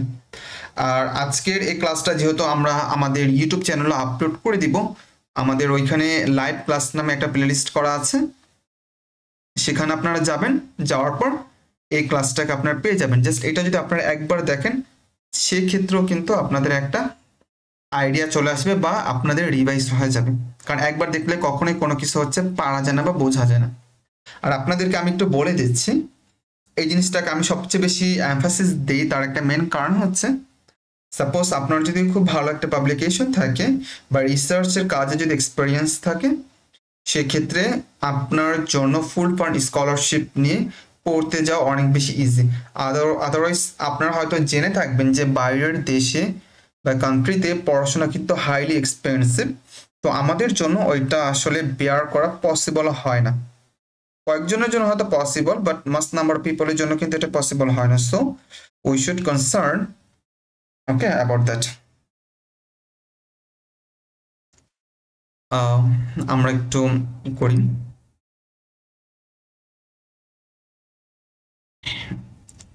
আমাকে কাইন্ডলি আপনারা একটু বলেন তো, মানে পড়া কি বোঝা যাচ্ছে, আপনারা কি বুঝতে পারছেন? জি ভাই, ক্লিয়ারলি বুঝতে পারছি। ওকে, আমি এই জিনিসটা বারবার বলার চেষ্টা করছি যে যেহেতু আমাদের এটা লাইভ ক্লাস, আর আমাদের লাইভ ক্লাস অ্যাকচুয়ালি এটা কখনোই পসিবল না যে আমরা এখানে প্রত্যেকটা জিনিস ধরে ধরে এক্সপ্লেন করব। বাট আপনারা যদি আমাদের ইউটিউব চ্যানেলে যান, সেক্ষেত্রে দেখুন প্রত্যেকটা বিষয় সম্পর্কে আমাদের খুব সুন্দর করে হচ্ছে এক্সপ্লেন করা দেওয়া আছে। ছোট থেকে ছোট বিষয় সম্পর্কে আমাদের হিউজ বড় বড় কিন্তু ভিডিও আছে। ওকে, অনেক বড় বড় লেকচার আছে। সো ওগুলো যদি আপনারা দেখেন, আই থিঙ্ক আপনারা বুঝতে পারবেন। যেহেতু আমাদের আজকের মানে জাস্ট একটা লাইভ ক্লাস, তো আমাদের যতটুকু পসিবল জাস্ট আমরা ওইটা দেখানোর চেষ্টা করছি এই ক্ষেত্রে। ওকে, আমরা ক্লাসে ফিরে যাই। এটা হচ্ছে আমাদের অ্যাবস্ট্রাক্ট, আমরা বুঝতে পারলাম যে এই বিষয়গুলো হচ্ছে অ্যাবস্ট্রাক্টের মধ্যে থাকে বা এটা হচ্ছে লেখার নিয়ম। একইভাবে এখন যদি বলি যে এখানে বেশ কিছু টিপস আছে, এটা আপনারা দেখবেন। যেমন এটা আমরা বলেছি এর আগে। ওকে, নেক্সট আছে এরপর কিওয়ার্ড, যেটা আমরা বললাম। দেখেন এখানে কিওয়ার্ড কয়টা হবে, একটু আগে সংখ্যাটা দেখি। কিওয়ার্ড ওকে, এই দেখেন কিওয়ার্ড নর্মালি 3টা থেকে 6টা হয়, তাই না? আমরা একটু এক্সাম্পল দেখি, যেটা আমরা মাত্র দেখেছিলাম। কোথায় ছিল এটা? এই যে এইটার কিওয়ার্ড কোথায় আছে? আচ্ছা, এটা যেহেতু ক্লোজ অ্যাক্সিস, দ্যাটস আমরা এই আর্টিকেলটা হচ্ছে দেখতে পাবো না। আচ্ছা, এটা হচ্ছে ক্লোজ অ্যাক্সেস। ক্লোজ অ্যাক্সেস মানে কি, যে ফুল আর্টিকেল আপনি দেখতে পাবেন, আর যদি ওপেন অ্যাক্সেস তাহলে ফুল আর্টিকেল দেখতে পাবেন, পড়তে পারবেন। এই বিষয়টা আমরা পরে আপনাদেরকে দেখাচ্ছি যে ক্লোজ অ্যাক্সেস কি আর হচ্ছে আপনার ওপেন অ্যাক্সেস কি, ঠিক আছে? তো এটা হচ্ছে সাবস্ক্রিপশন বা ক্লোজ অ্যাক্সেস। দ্যাটস আমরা পুরো আর্টিকেল দেখতে পাচ্ছি না, দেখেন শুধু অ্যাবস্ট্রাক্টটা দেখতে পাচ্ছি, বাকিগুলো দেখতে পাচ্ছি না। সো এটা কেন হয়, কিভাবে হয়, এটা কিভাবে সলভ করব, এই বিষয়গুলো আমরা পরে শিখবো আর কি। আর এটা হচ্ছে তার ডয় আইডি, এইটাও একটু কষ্ট করে মাথায় রাখেন, কারণ এই বিষয়গুলো আমাদের কাজে লাগবে একটু পরে। একটা কাজ করি, আমরা এই জায়গা থেকে আমরা একটা আর্টিকেল ওপেন করি, এটা ওপেন করে দেখাই।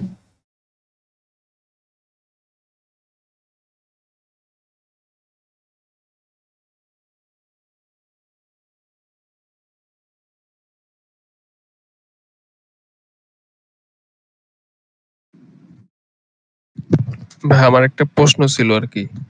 Sure.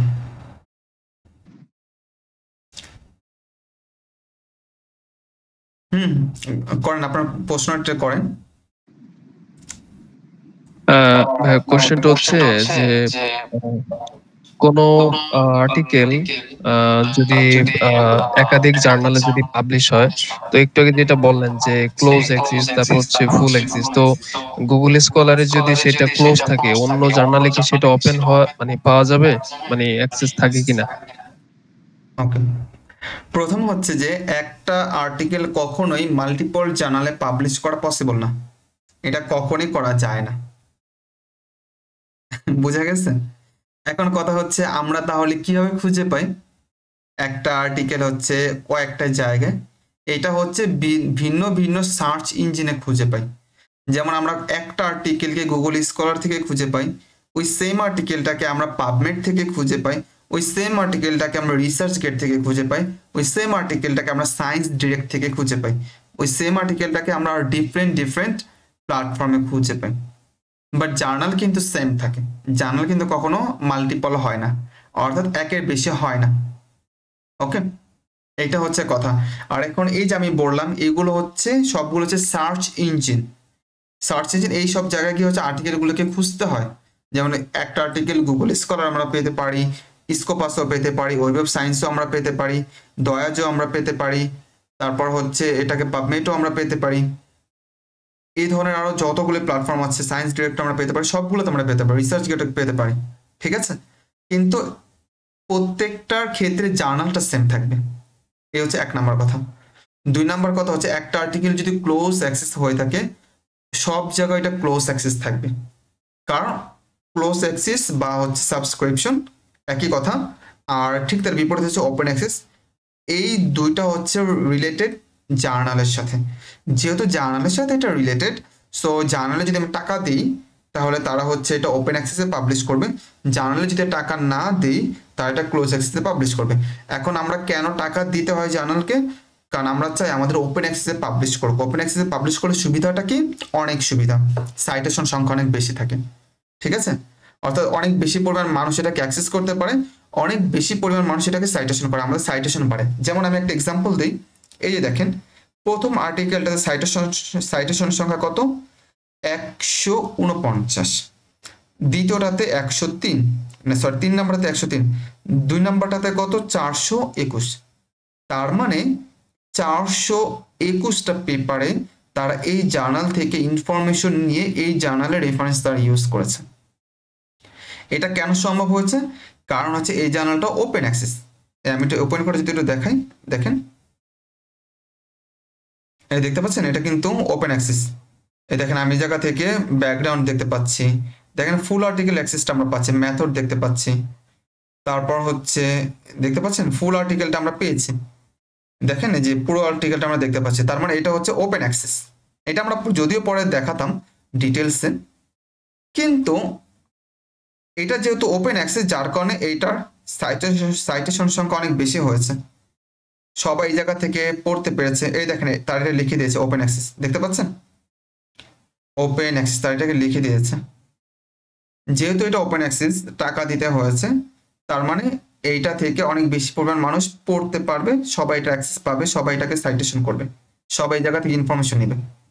বাট ঠিক তার বিপরীতে যদি বলি, এই যে এইটা যেহেতু ক্লোজ অ্যাক্সেস, এইটাও 2020-এ পাবলিশ হয়েছে দেখেন, কিন্তু এটা সাইটেশন সংখ্যা কম, 150-র মতো, কিন্তু এটা কিন্তু তার প্রায় 3 গুণ সাইটেশন।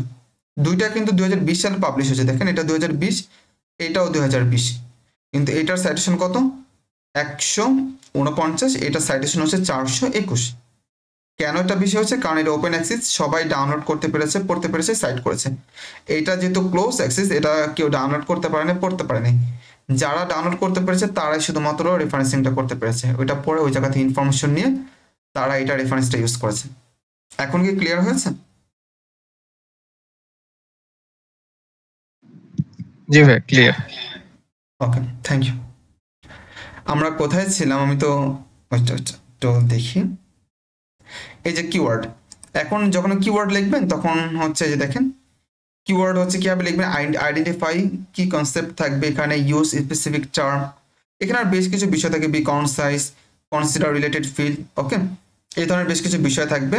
আর এখানে 3টা থেকে 6টা থাকবে হচ্ছে তার কিওয়ার্ড। এগুলো হচ্ছে তার কিওয়ার্ড লেখার নিয়ম।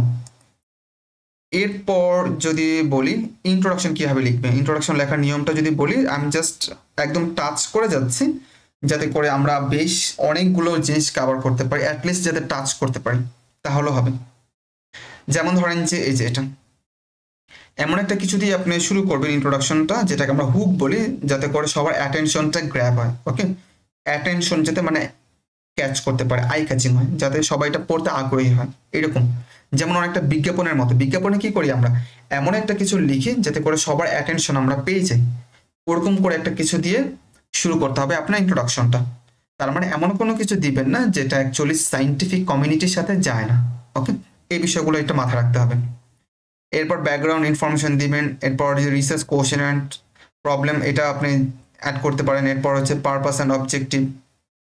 এরপর এখানে আর বেশ কিছু বিষয় থাকে, যেমন হচ্ছে রিভাইজ এন্ড পলিউশন করবেন, এরপর হচ্ছে transition, the main body, significance, relevance, scope, organisation, ঠিক আছে, এই বিষয়গুলো হচ্ছে আর্টিকেলের মধ্যে থাকতে হবে, মানে ইন্ট্রোডাকশনের মধ্যে। এরপর লাস্টে হচ্ছে কনক্লুশন করবে ইন্ট্রোডাকশনের। দেন টিপসটা কি, এটা কনসেস হতে হবে, স্ট্রেট ফরওয়ার্ড ল্যাঙ্গুয়েজ হতে হবে, এরপর মেক ইন এনগেজ হতে হবে, রিভাইজ এন্ড প্রুফ করতে হবে। এরপর হচ্ছে ম্যাথোডোলজি কিভাবে লিখবেন, এটা লেখার নিয়মটা হচ্ছে প্রথমে আপনি স্টাডি ডিজাইনটা আপনি ওভারভিউ দিবেন, যেটা আমি প্রথমে বলেছি, এটা কি ইন ভিভো, ইন ভিট্রো, নাকি হচ্ছে ইন সিলিকো, নাকি এটা আপনার কি অ্যাকচুয়ালি এটা কি নিয়ে কাজ করছে, নাকি এটা কম্পিউটার ড্রাগ ডিজাইন নিয়ে কাজ করছে, নাকি এটা সার্ভে ছিল, নাকি এটা হচ্ছে আপনার মানে মেটানালিসিস ছিল, নাকি এটা সিস্টেমিক রিভিউ ছিল, মানে কি ছিল অ্যাকচুয়ালি, কাজটা কি ছিল, এটা কি কোয়ালিটেটিভ ছিল নাকি কোয়ান্টিটেটিভ ছিল, নাকি দুইটা বোথ ছিল, এটা কি প্রাইমারি রিসার্চ ছিল নাকি সেকেন্ডারি রিসার্চ ছিল, অ্যাকচুয়ালি কি ছিল ওই বিষয়টা আপনাকে প্রথমে বলে দিতে হবে। এরপরের কাজ হচ্ছে পার্টিসিপেন্ট অ্যান্ড সাবজেক্ট, কতগুলো হচ্ছে পার্টিসিপেন্ট ছিল, যদি হিউম্যান হয় তাহলে কতগুলো মানুষ থেকে ডাটা কালেক্ট করেছেন, এটা কি হচ্ছে প্রায় 500-600 মানুষ থেকে ডাটা কালেক্ট করেছেন, নাকি 5000 10,000 মানুষ থেকে ডাটা কালেক্ট করেছেন। যেমন আমি যদি বলি আপনাদের এই সেশনটা করার জন্য আমি প্রায় 130টার মতো ডাটা বা লিড এই জায়গায় আমি কালেক্ট করেছিলাম, ওকে। সো এটা হচ্ছে পার্টিসিপেন্ট নাম্বার। যেমন আপনি যদি ল্যাবে কাজ করেন, আপনি কতগুলো মাইস নিয়ে কাজ করেছেন, সো ওইটা আপনার কি পার্টিসিপেন্ট নাম্বার, ঠিক আছে।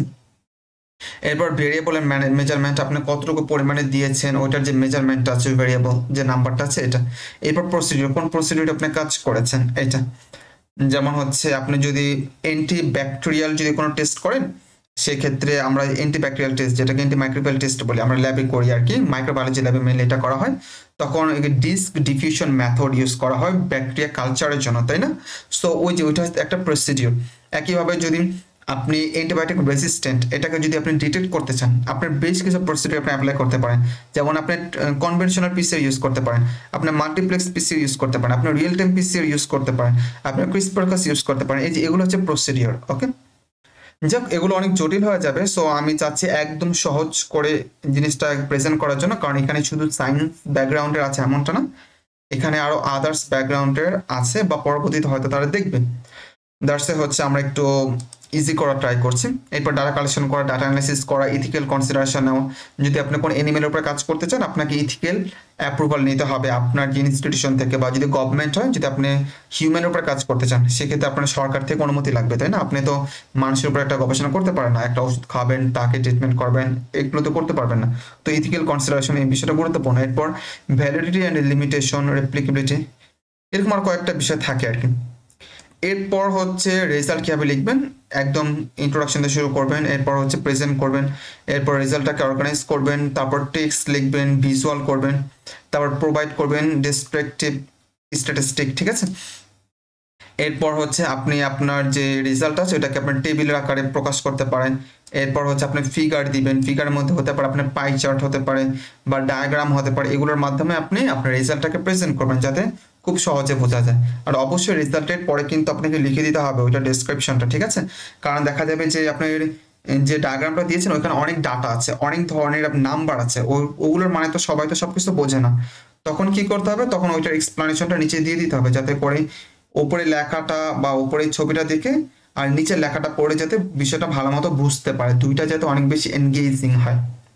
এরপর অবশ্যই এটা বি কনসিয়াস অ্যান্ড ডিরেক্ট হতে হবে, অ্যাভয়েড রিপিটেশন। ওকে, মানে রিপিটেশন করা যাবে না যেহেতু এটা খুব একটা ছোট সেগমেন্ট। এরপর অবশ্যই এটা পাস্ট টেন্সে লিখতে হবে, কারণ অলরেডি আপনি গবেষণাটা করে ফেলেছেন, ল্যাবে কাজ করে ফেলেছেন বা ডাটা কালেক্ট করে ফেলেছেন, তার মানে অবশ্যই এটা পাস্ট টেন্স করে ফেলছেন, তাই না? তার মানে অবশ্যই পাস্ট টেন্সে লিখতে হবে। এরপর আর এখানে বেশ কিছু বিষয় থাকে, যদি লিমিটেশন থাকে সেটা আপনি এখানে মেনশন করে দিতে পারেন। এরপর হচ্ছে ডিসকাশনের মধ্যে আপনি যে রেজাল্টটা পেয়েছেন রেজাল্টটাকে হচ্ছে আপনি এখানে ইন্টারপ্রিট করবেন। তারপর হচ্ছে যে ফাইন্ডিংটা যে পেয়েছেন ওটাকে আপনি এখানে সামারি করে দিতে পারেন, এক্সিস্টিং যে লিটারেচার থাকে ওইটার সাথে রিলেট করতে পারেন। এরপর হচ্ছে ম্যাথোডোলজিটাকে আপনি যে কনসিডার করতে পারেন, এই ধরনের যে বিষয়গুলো থাকে সেগুলো আপনি এখানে অ্যাড করবেন। এরপর যদি কোনো লিমিটেশন থাকে সেটা এখানে বলে দিতে পারেন, যদি ফিউচার ডিরেকশন থাকে এখানে কিছু অংশ আপনি বলতে পারেন। তারপর আপনার যে ইমপ্লিকেশন বা সিগনিফিকেন্স যেটা আছে এটা আপনি এখানে মেনশন করে দিতে পারেন। এছাড়া হচ্ছে কনক্লুশন একদম লাস্টের দিকে চলে আসছি আমরা। কনক্লুশন হচ্ছে আপনি যে রেজাল্টটা পেয়েছেন ওইটা সামারি করবেন, মোটামুটি এটা আমরা সবাই জানি, তাই না?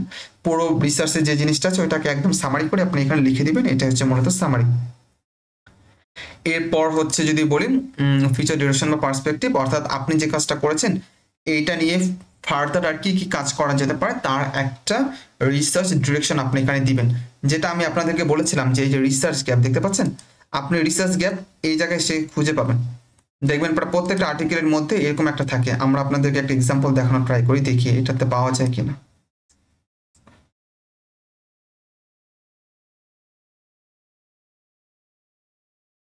আপনাদেরকে এই ক্ষেত্রে এসে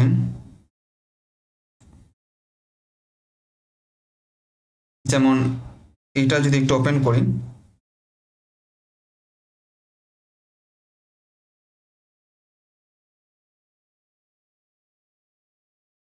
দেখি একদম লাস্টের এটাতে কিছু পাওয়া যায় কিনা।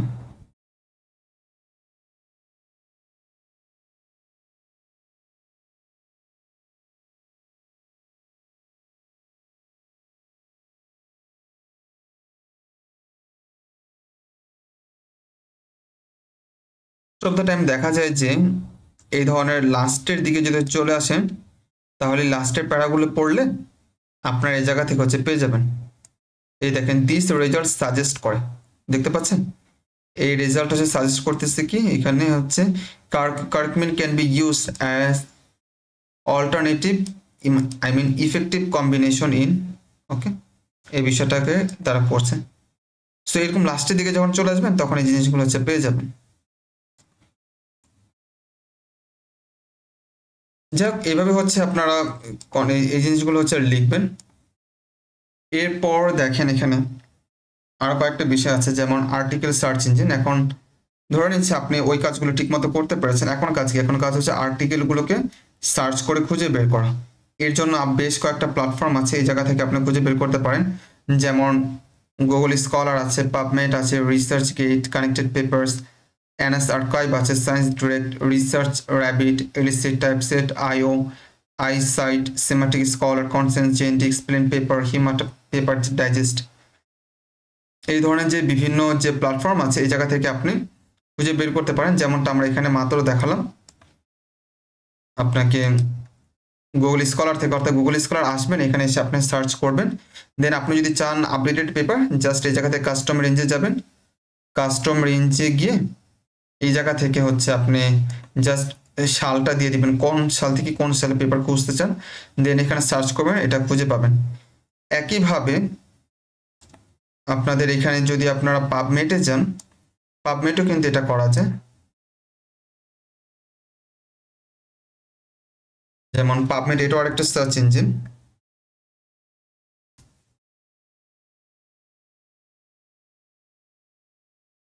দেখতে পাচ্ছি পাবমেট চলে আসছে।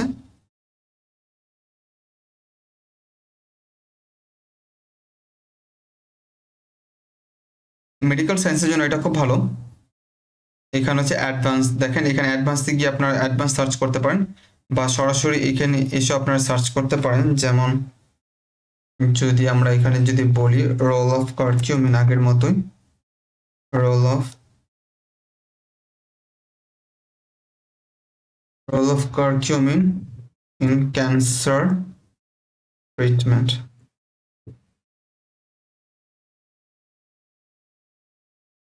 দেখেন যখন আমরা এখানে সার্চ করলাম তখন এখানে প্রায় 1468-এর মতো রেজাল্ট শো করেছে। এখন আপনি এই জায়গা থেকে চাইলে ফিল্টারিং করতে পারেন, যে সালটা এই জায়গা থেকে কম বেশি করতে পারেন, তো ওই সালের পেপারগুলো শো করবে। একইভাবে এই জায়গা থেকে হচ্ছে সালটাকে করা যায়, যেমন লাস্ট 1 বছর, 5-10 বছর, বা কাস্টম রেঞ্জে থেকে করতে পারবেন। একইভাবে হচ্ছে এখানে ক্লিনিক্যাল ট্রায়াল যদি খুঁজতে চান খুঁজতে পারবেন, বা রিভিউ আর্টিকেল বা সিস্টেমেটিক রিভিউ বা মেটা অ্যানালাইসিস যদি করতে চান এই জায়গা থেকে কিন্তু করতে পারবেন। অর্থাৎ জাস্ট আপনি যেটা চান ওইটা এই জায়গা থেকে সিলেক্ট করে সার্চ করবেন, তাহলে ওইটা কিন্তু এই জায়গা থেকে শো করবে। এটাও একটা প্ল্যাটফর্ম। একইভাবে যদি আপনি সায়েন্স ডিরেক্টে যান, সায়েন্স ডিরেক্টও কিন্তু পসিবল, ঠিক আছে, সায়েন্স ডিরেক্ট বা রিসার্চ ক্যাপ। এছাড়া এগুলোর প্রত্যেকটা সম্পর্কে আমাদের কিন্তু ভিডিও আছে, ক্লাস আছে আমাদের চ্যানেলে, আপনারা পেয়ে যাবেন। এরপর যদি বলি, যেটাকে আমরা বললাম যে আর্টিকেল ডাউনলোড, আর্টিকেল তো খুঁজে বের করলেন, এখন আপনাদের কাছে আর্টিকেল ডাউনলোড করে দিন হচ্ছে আর্টিকেলটাকে পড়া। এই আর্টিকেলটাকে যদি আপনারা ডাউনলোড করতে চান সেক্ষেত্রে অনেকগুলো ওয়ে আছে। প্রথমত বুঝতে হবে দুইটা জিনিস, একটা হচ্ছে যে ওপেন অ্যাক্সেস, আর হচ্ছে close access. Open access directly download করতে পারি বা পড়তে পারি, আর একটা হচ্ছে ক্লোজ অ্যাক্সেস, এটা আমরা ডাউনলোড করতে পারি না বা পড়তে পারি না। সেক্ষেত্রে আমাকে এটা কয়েকটা ওয়েতে এটাকে খুঁজে বের করতে হয়। যেমন আপনি যদি পেশেন্ট হন, তাহলে পেশেন্ট আপনি যদি হয়ে থাকেন, আপনি জার্নালের সাথে কন্ট্যাক্ট করে আপনি পেপারটা নিতে পারবেন, পেমেন্ট দিয়ে কিনতে পারবেন। আপনার যদি ইনস্টিটিউশনাল অ্যাক্সেস থাকে এইভাবে আপনি নিতে পারেন। এরপর রিসার্চ গেটে অথর রিকোয়েস্ট দ্বারা করতে পারেন। এরপর হচ্ছে সায়েন্স হাব মিউচুয়াল এইডের মাধ্যমে করতে পারেন। আরেকটা হচ্ছে সাই হাবের মাধ্যমে কিন্তু পেপার ডাউনলোড করে নিতে পারবেন। এছাড়া আরও বেশ কয়েকটা ওয়ে আছে এর মাধ্যমে পেপার চাইলে ডাউনলোড করতে পারেন, যেমন হচ্ছে গুগল স্কলার আছে, পাবমেট আছে, তারপরে ডিরেক্টরি বা দয় যেটা বললাম এটা আছে। এছাড়া হচ্ছে আপনাদের ইউনিভার্সিটির যে ওয়েবসাইট আছে, চেক দ্য অথর ইউনিভার্সিটি বা পার্সোনাল ওয়েবসাইট যদি থাকে, দেখা যায় যে অনেক সময় অথরদের তাদের ওয়েবসাইট আছে, তারা তাদের পার্সোনাল ওয়েবসাইটে কিন্তু পেপারটা দিয়ে দেয়। এটা নর্মালি দেখা যায় বাইরের দেশে ওই প্রফেসরদের কিন্তু এরকম থাকে। ওই জায়গা থেকে চাইলে আপনি প্রিপ্রিন্ট বা তাদের পোস্ট প্রিন্ট অথবা পাবলিকেশন পেপারটাকে খুঁজে বের করতে পারেন। এরপর হচ্ছে ইউজ করতে পারেন প্রিপ্রিন্ট সার্ভার, যেটা আমরা প্রথমে বলেছি, যেমন এই যে আর্কচিপ বা একে বায়ো আর এক্সআইবি বা একে ম্যাড আর এক্সআইবি বা SSRN, এই ধরনের বিভিন্ন যে প্রিপ্রিন্ট সার্ভার আছে এই জায়গায় তারা পেপারটাকে দিয়ে রাখে। অর্থাৎ পেপারটা প্রি পাবলিকেশনের সময় তারা এটা দিয়ে রাখে পাবলিকেশন আগে, তখন এই জায়গা থেকে আপনার পেপারটাকে ডাউনলোড করতে পারেন চাইলে। একইভাবে এখানে রিকোয়েস্ট করতে পারেন অথরদেরকে, ওইভাবে হচ্ছে করা যায়। এছাড়া হচ্ছে রিসার্চ নেটওয়ার্ক, যেমন রিসার্চ গেট বা একাডেমিয়া ইডিও আছে, এই জায়গা থেকে আপনার চাইলে পেপারটাকে ডাউনলোড করতে পারেন। এরপর ইউনিভার্সিটির লাইব্রেরি অ্যাক্সেস যদি থাকে তখন আপনি এই জায়গা থেকে করতে পারবেন। তাছাড়া হচ্ছে বেশ কিছু সফটওয়্যার আমরা এক্ষেত্রে ইউজ করি, যেমন বায়োরেন্ডার, এননোট, গ্রামারলি, এরপর হচ্ছে টাইনটেন, কুইলবোর্ড বা কেমডো সফটওয়্যার। যেমন বায়োরেন্ডার সফটওয়্যারের মাধ্যমে আমরা কি করি, যে বায়োলজিক্যাল ফিগার ড্র করে, এননোটের মাধ্যমে রেফারেন্সিং করি, গ্রামারলির মাধ্যমে হচ্ছে গ্রামার ঠিক করি, টাইনটেনের মাধ্যমে প্লাগারিজমটাকে আমরা চেক করি, কুইলবোর্ডের মাধ্যমে প্যারাফ্রেজিং করি, আর কেমিক্যালের মাধ্যমে যে কোনো ধরনের কেমিক্যাল স্ট্রাকচার ড্র করতে পারি। এছাড়া দেখা যায় জার্নাল সিলেকশনের ক্ষেত্রে আমরা কয়েকভাবে করতে পারি, যেমন গুগল স্কলার আছে, স্কোপাস আছে, এরপর হচ্ছে পাবলিশার আছে, এরপর হচ্ছে সিম্যাগো। তাছাড়া এখানে আর এগুলোর লিঙ্ক আমরা এখানে অ্যাড করে দিয়েছি, এর মাধ্যমে কিন্তু জার্নালটাকে আপনারা সিলেকশন করতে পারবেন। এছাড়া হচ্ছে আরও বেশ কিছু জিনিস আছে যেমন জার্নাল সিলেকশন করার জন্য, যেমন ফিল্ড অফ স্টাডি এবং টার্গেট অডিয়েন্স। ওকে,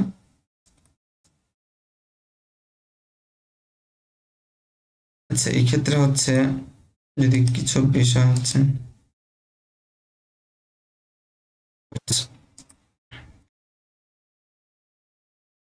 এগুলো হচ্ছে, আমি যদি আপনাদের একটু বলি, আমাদের হচ্ছে চ্যানেলে গেলে এগুলোর ডিটেলস হচ্ছে আপনারা কিছু কিছু ক্লাস হচ্ছে পেয়ে যাবেন। এগুলো আমাদের একটা একটা করে আসলে হিউজ পরিমাণ সময় লাগবে যদি আমরা প্রত্যেকটা যে প্র্যাকটিক্যাল দেখাতে চাই। জাস্ট ওভারভিউর জন্য আই থিঙ্ক আজকের ক্লাসটা বেটার হবে। এখন হচ্ছে জার্নাল সিলেকশন করবেন একটা রিসার্চ আর সাবমিশনের জন্য কোন বিষয়গুলোকে আপনার মাথায় রাখবেন, যেমন identify your research scope and target audience. আপনি দেখবেন আপনার পেপারটা কোন বিষয়ের উপর লেখা হয়েছে, ওই বিষয়ের উপর আপনি পেপারটাকে সাবমিট করার জন্য জার্নাল খুঁজে বের করবেন। ধরেন আপনার পেপারটা হচ্ছে ক্যান্সার রিলেভেন্ট, সো আপনার ক্যান্সার রিলেভেন্ট হচ্ছে জার্নাল খুঁজে বের করবেন। দেখবেন কোন কোন জার্নাল হচ্ছে তারা ক্যান্সার রিলেভেন্ট পেপার পাবলিশ করে, যেমন এমডিপির একটা জার্নাল আছে ক্যান্সার, ওইখানে সাবমিট করতে পারেন, এরকম আর কি। তারপর আপনার আছে হচ্ছে আপনার অনকোলজি আছে, এটা হচ্ছে আর ফার্মা অনকোলজি, এরকম আর বেশ কিছু জার্নাল আছে। এই জার্নালগুলো আপনি ওই পেপারগুলো হচ্ছে সাবমিট করতে পারেন। বা নিউরো সায়েন্সের জন্য আছে ব্রেন রিসার্চ, এটা হচ্ছে আপনার এলসিবির একটা জার্নাল আছে। আর আপনি যদি নিউরো সায়েন্স নিয়ে আরও জার্নাল খুঁজতে চান, যেমন মলিকুলার নিউরোবায়োলজি আছে, এটা হচ্ছে স্প্রিঞ্জার একটা জার্নাল, খুব ভালো জার্নাল আর কি। ঠিক আছে, তো এরকম হচ্ছে যে টপিকের উপর পেপার, ওই টপিক রিলেভেন্ট জার্নালগুলোকে আপনি খুঁজে বের করবেন। এর পরের কাজ কি, এর পরের কাজ হচ্ছে shortlist reputable journal of a list, অর্থাৎ আপনি ওই জার্নালগুলো একটা লিস্ট করবেন। তারপর দেখবেন ওই জার্নালগুলো কি Scopus, web of Science, PubMed বা এলসিবিআর এইগুলোর মধ্যে আছে নাকি। যদি স্কোপাসে থাকে বা ওয়েব অফ সায়েন্স থাকে তাহলে এটা খুবই ভালো জার্নাল, আপনি বুঝতে পারবেন। আর এগুলোর মধ্যে না থাকলে তাহলে ওইটার প্রিটেটরি জার্নাল হওয়ার সম্ভাবনা অনেক বেশি। আর প্রিটেটরি জার্নাল মানে কি, এটার মানে হচ্ছে একটা ফেক জার্নাল, সো এখানে কোনো ধরনের পেপার আমরা নর্মালি সাবমিট করি না। এরপর হচ্ছে check the journal impact factor, আমাদের দেখতে হবে জার্নাল ইম্প্যাক্ট ফ্যাক্টরটা, এটা আমাদের দেখা উচিত। যেমন জার্নালের ইম্প্যাক্ট ফ্যাক্টর যত বেশি হবে জার্নাল তত ভালো। এরপর দেখতে হবে জার্নালের র্যাঙ্কিংটাকে, ঠিক আছে। সো এই বিষয়গুলো আমাদের দেখতে হবে। সো আমি একটু পরে দেখাচ্ছি যে কিভাবে এটা আপনারা করবেন। ইম্প্যাক্ট ফ্যাক্টর মানে কি, এটা মানে একটা নাম্বার, যেমন 5, 6, 7, 8, 9, 10 এরকম একটা নাম্বার। এই নাম্বারটা যত বেশি হবে তত ওইটা হচ্ছে ভালো জার্নাল। যেমন এখানে দেখেন হাই ইম্প্যাক্ট ফ্যাক্টর কত, 50+, তো এটা হচ্ছে খুবই ভালো একটা জার্নাল। এরপর হচ্ছে review and journals aims scope and author guideline, আপনাকে দেখতে হবে যে অথর গাইডলাইনটা পড়তে হবে। এইম অ্যান্ড স্কোপ দেখবেন যে আপনার এইম এবং স্কোপের সাথে জার্নালেরটাকে ম্যাচ করে কিনা, বা অথর গাইডলাইনটা আপনি দেখবেন। অথর গাইডলাইনটা কি, যেমন ধরেন যে এই পেপারটা পাবলিশ করতে কত টাকা লাগবে, কত সময় লাগবে, রেফারেন্স স্টাইল কি হবে, এই প্রত্যেকটা বিষয় হচ্ছে দেখা আর কি। দেন হচ্ছে ওই জার্নালে আপনি পেপারটাকে সাবমিট করার জন্য মনিস্থির করতে পারবেন। এরপর হচ্ছে access journal peer review process and publication speed, আপনি দেখবেন যে কত সময় লাগবে জার্নালটা পাবলিকেশন হতে। ঠিক আছে, এটা কি সিঙ্গেল ব্লাইন্ড নাকি হচ্ছে ডাবল ব্লাইন্ড নাকি ওপেন রিভিউ, মানে কোন পর্যায়ে এটা রিভিউটা হবে, কতদিন সময় লাগবে, 2 মাস বা 6 মাস বা কত সময় লাগবে, এই বিষয়গুলো আপনাকে দেখতে হবে। এরপরের কাজ হচ্ছে ডিসাইড করতে হবে ওপেন অ্যাক্সেস নাকি সাবস্ক্রিপশন, যেটা আমি মাত্রই বললাম। যদি ওপেন অ্যাক্সেস করতে চান টাকা লাগবে, আর যদি ফ্রিতে করতে চান সেক্ষেত্রে সাবস্ক্রিপশন মডেলে আপনি যেতে পারেন। একটা জার্নালে 2টা থাকতে পারে, আবার কিছু জার্নাল আছে শুধুমাত্র হচ্ছে আপনার ওপেন অ্যাক্সেস, তাদের কোনো সাবস্ক্রিপশন নাই, যেমন এমডিপিতে আপনার পাবলিশ করতে গেলে টাকা দিয়ে করতে হবে, তারা কখনোই আপনাকে ফ্রিতে করে দিবে না। কিন্তু ব্যান্থম সায়েন্স আপনি ফ্রিতে করতে পারবেন। তারপর এলসিবিআর হচ্ছে আপনার মোস্ট অফ দ্য টাইম দেখা যায় টাকা দিয়ে করতে হয়। টাকা দেওয়া মানে খারাপ না, জার্নালের কোয়ালিটি ভালো হলে তো অবশ্যই এটা করা উচিত। এরপর যেমন ধরেন যে চেক জার্নাল অ্যাকসেপ্টেন্স রেট, আপনাকে দেখতে হবে জার্নাল অ্যাকসেপ্টেন্স রেটটা কেমন। অর্থাৎ আপনি এমন একটা জার্নাল পেপার সাবমিট করলেন, দেখা গেল যে 100টা পেপার সাবমিট করলে মাত্র তারা 5টা নিবে আর 95টা তারা রিজেক্ট করে দেয়, অর্থাৎ 5% হচ্ছে তার রেট, অ্যাকসেপ্টেন্স রেট। সো আপনার তো উচিত না ওই জার্নালের পেপারটাকে সাবমিট করা, তাই না? সো আপনার উচিত সেটাকে অ্যাভয়েড করা। এরপর যদি বলি যে অ্যাভয়েড প্রিটেটরি জার্নাল, যেটা আমরা মাত্র বলেছি প্রিটেটরি জার্নাল, এটা হচ্ছে ফেক জার্নাল। এটা কিভাবে আইডেন্টিফাই করা লাগে আমরা একটু পরে দেখছি। যেমন এই ক্ষেত্রে তাদের ইম্প্যাক্ট ফ্যাক্টরটা ফেক থাকে, তাদের কোনো এডিটোরিয়াল বোর্ড থাকে না ভালো স্ট্রং। এরপর হচ্ছে খুব ফাস্ট তারা পিয়ার রিভিউ করে এবং হাই মানে অনেক বেশি পরিমাণে তাদের এপিসিটা থাকে। এপিসি মানে হচ্ছে আর্টিকেল প্রসেসিং চার্জ বা আর্টিকেল পাবলিশিং চার্জ। এটা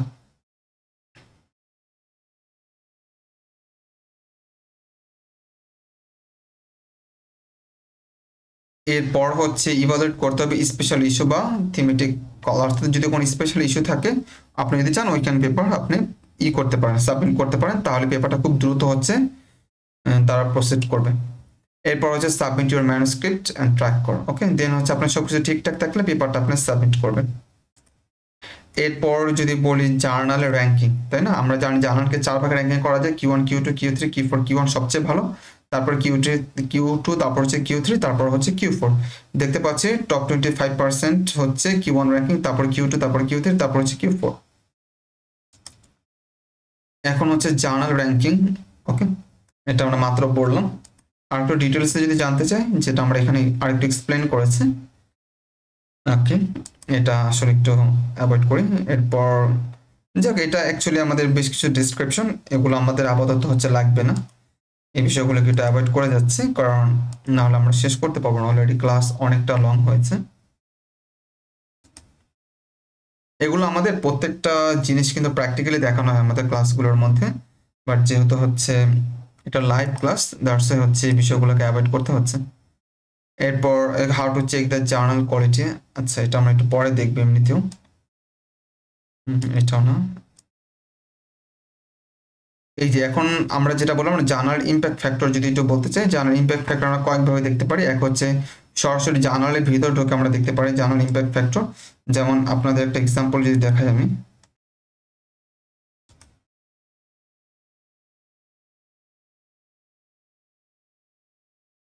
যেমন হচ্ছে একটা এক্সাম্পল দেখাই।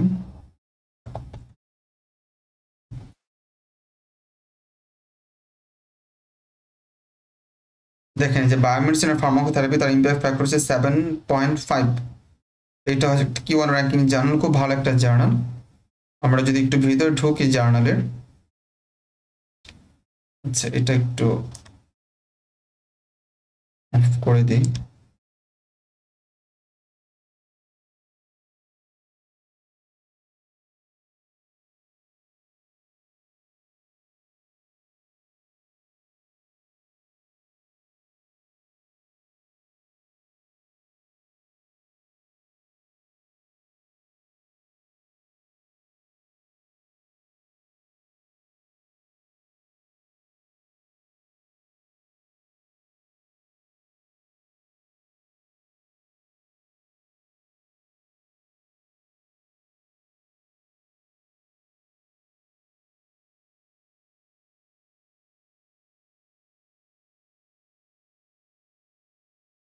একটু লোডিং হচ্ছে, একটু ওয়েট করি।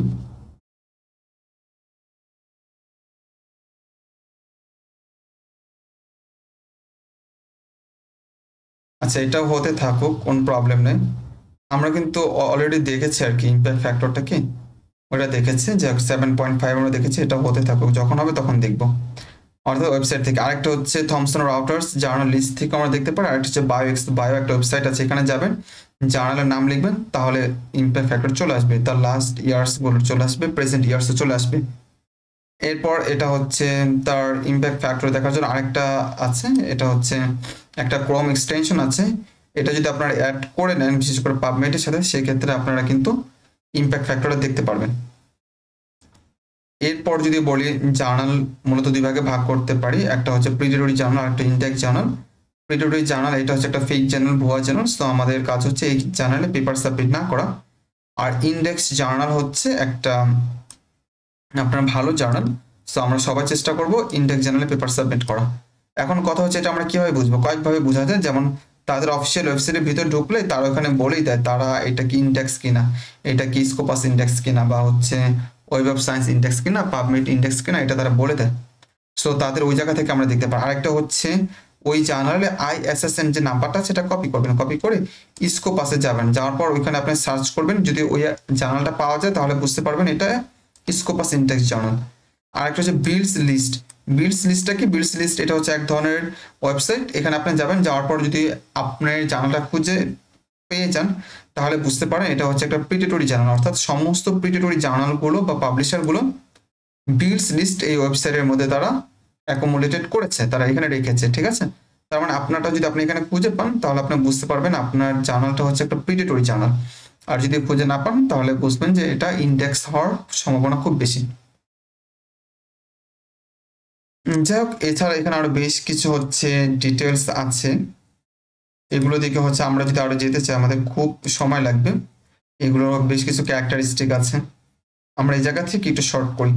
যেমন টপ ইন্ডেক্সিং কি কি আছে, যেমন স্কোপাস, তারপর হচ্ছে Web of Science, PubMed, SCImago, Google Scholar, এই সবগুলো কিন্তু ইন্ডেক্সিং ওকে কোম্পানি, সবগুলো হচ্ছে ইন্ডেক্সিং কোম্পানি। যাই হোক, আমরা এই জায়গা থেকে তো ধরে নিচ্ছে আপনি জার্নাল সিলেকশনও করেছেন, পেপার লেখা শেষ, সবকিছু শেষ, এখন পেপার সাবমিশন করতে যাবেন। সেক্ষেত্রে আপনাকে বেশ কিছু হচ্ছে গাইডলাইন ফলো করতে হবে, যেমন জার্নাল সিলেকশন আপনি করে ফেলেছেন, চেক পলিসি, এরপর অ্যাক্সেস, সাবমিশন টাইপ, ফুল রিসার্চ আর্টিকেল, রিভিউ আর্টিকেল বা শর্ট কমিউনিকেশন কি হিসেবে করবেন। এরপর হচ্ছে প্রিপেয়ারিং করতে হবে, ম্যানুস্ক্রিপ্টটা করবেন। তারপর যে জার্নালে আপনি সাবমিট করতে চান ওই জার্নালে ফন্ট স্টাইল, স্পেস, তারপর হচ্ছে রেফারেন্স স্টাইল কি, ওয়ার্ড লিমিট আছে কিনা, এই বিষয়গুলোকে খেয়াল রাখতে হবে। দেন হচ্ছে আপনার এখানে ম্যাথোডোলজি যা যা আছে সবগুলো দেখবেন ঠিক আছে কিনা। দেন হচ্ছে checking plagiarism and ethical compliance, আপনাকে অবশ্যই লেস দ্যান 15% বা আরো যদি বলি 20% এর নিচে হচ্ছে সিমিলারিটি রাখতে হবে, তাহলে আপনি সেফ থাকবেন, ঠিক আছে? তার মানে অবশ্যই বিফোর সাবমিশন আপনাকে এটা 20% বা 15%-এর মতো রাখতে হবে, যত কম রাখা যায় তত ভালো আর কি। এটা চেক করতে হয় টার্নটিন সফটওয়্যার যেটা আছে এটা দিয়ে। তাছাড়া আরো বেশ কিছু সফটওয়্যার আছে সেগুলোতে কিন্তু ইউজ করা যায়, যেগুলো কিন্তু প্রিমিয়াম সফটওয়্যার। এরপর হচ্ছে প্রিপেয়ারিং করতে হবে দ্য সাবমিশন ফাইল। এখানে ডক ফাইল হিসেবে আপনি সাবমিট করবেন, পিডিএফ হিসেবে সাবমিট করবেন না। এখানে আপনি একটা ম্যানুস্ক্রিপ্ট লাগবে, মেন ফাইল যেটা এটা, এরপর কভার লেটার লাগবে, তারপর হচ্ছে সাপ্লিমেন্টারি ফাইল লাগবে যদি রিকোয়ার থাকে তখন।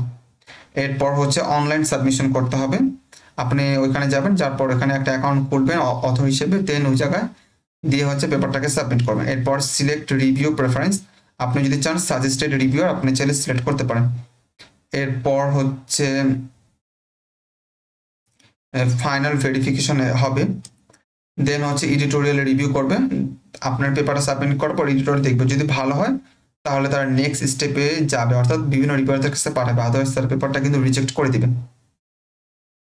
তারপর পিয়ার রিভিউতে 3 থেকে 6 সপ্তাহ সময় নেবে, এটা ডিপেন্ড করে জার্নালের উপর।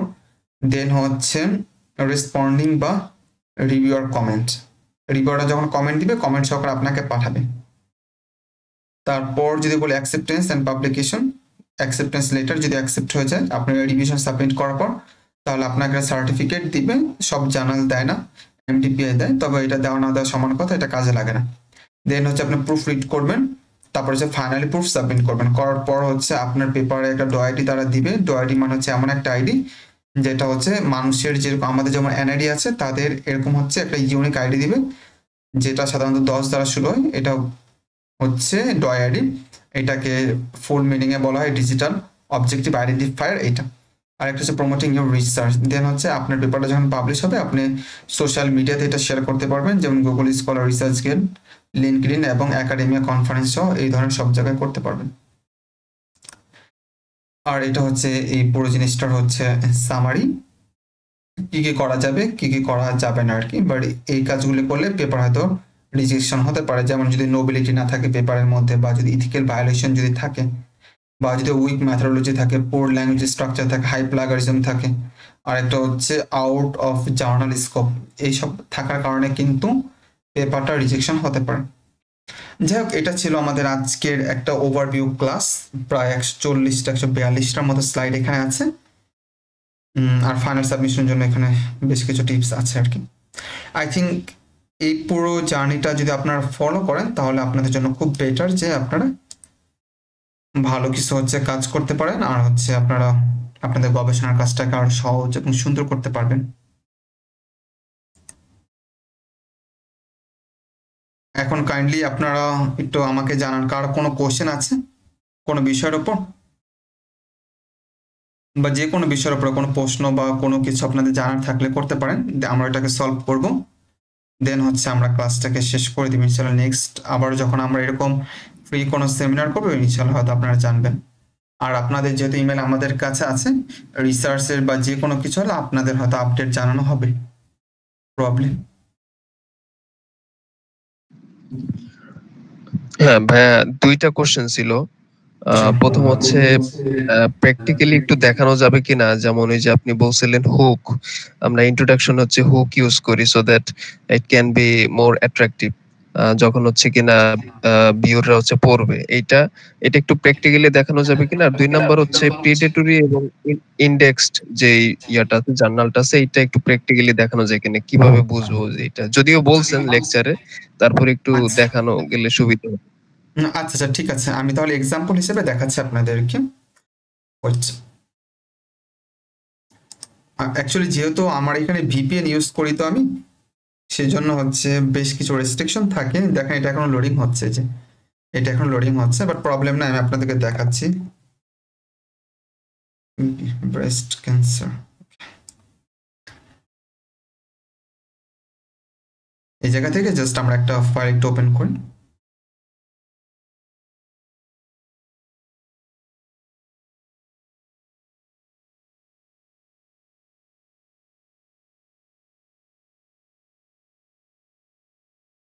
সেটা তো কি ডিলিট হয়ে গেল নাকি?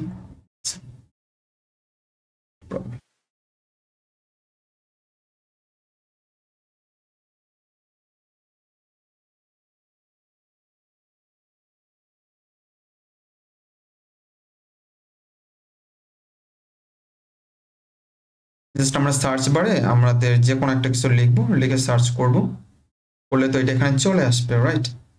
আসার পরে দেখেন তার ইন্ট্রোডাকশনে কিভাবে লিখেছে। ইন্ট্রোডাকশন জাস্ট প্রথম কয়েকটা লাইন পড়েন, পড়লে আপনি দেখবেন পুরো সিনারিটা আপনার সামনে চলে আসবে। প্রথমে দেখেন তারা কি লিখেছে, ব্রেস্ট ক্যান্সার এটা হচ্ছে most frequent type of cancer যা ডায়াগনোসিস করা হয় ওমেন, মানে ওমেন বা মেয়েদের জন্য ওয়ার্ল্ড ওয়াইডের মধ্যে সবচেয়ে ফ্রিকোয়েন্টলি যেটা, সেটা হচ্ছে গিয়ে ব্রেস্ট ক্যান্সার। ঠিক আছে, এটা তাদের প্রথম line. Breast cancer is the most frequent type of cancer diagnosed in women worldwide.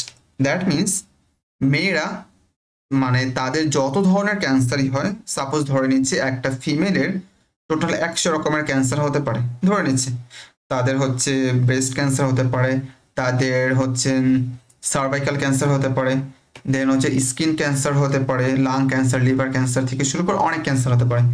যেমন ছেলেদের জন্য স্পেশাল হচ্ছে প্রোস্টেট ক্যান্সার, তাই না? যেহেতু ছেলেদের প্রোস্টেট যেহেতু আছে, তো তাদের প্রোস্টেট ক্যান্সারটা হতে পারে। এখানে যেহেতু মেয়েদের অনেক ধরনের ক্যান্সার আছে, বাট তারা বলতেছে যে সমস্ত ধরনের ক্যান্সারের মধ্যেও সবচেয়ে বেশি যে ক্যান্সারটা ডায়াগনোসিস করা হয় মেয়েদের, মানে ধরা হয় বা ধরা পড়ে, সেটা হচ্ছে ব্রেস্ট ক্যান্সার। এক, দ্বিতীয় লাইনটা তারা বলেছে অ্যাপ্রক্সিমেটলি 1 থেকে 8 women are diagnosis with breast cancer sometime in their lives.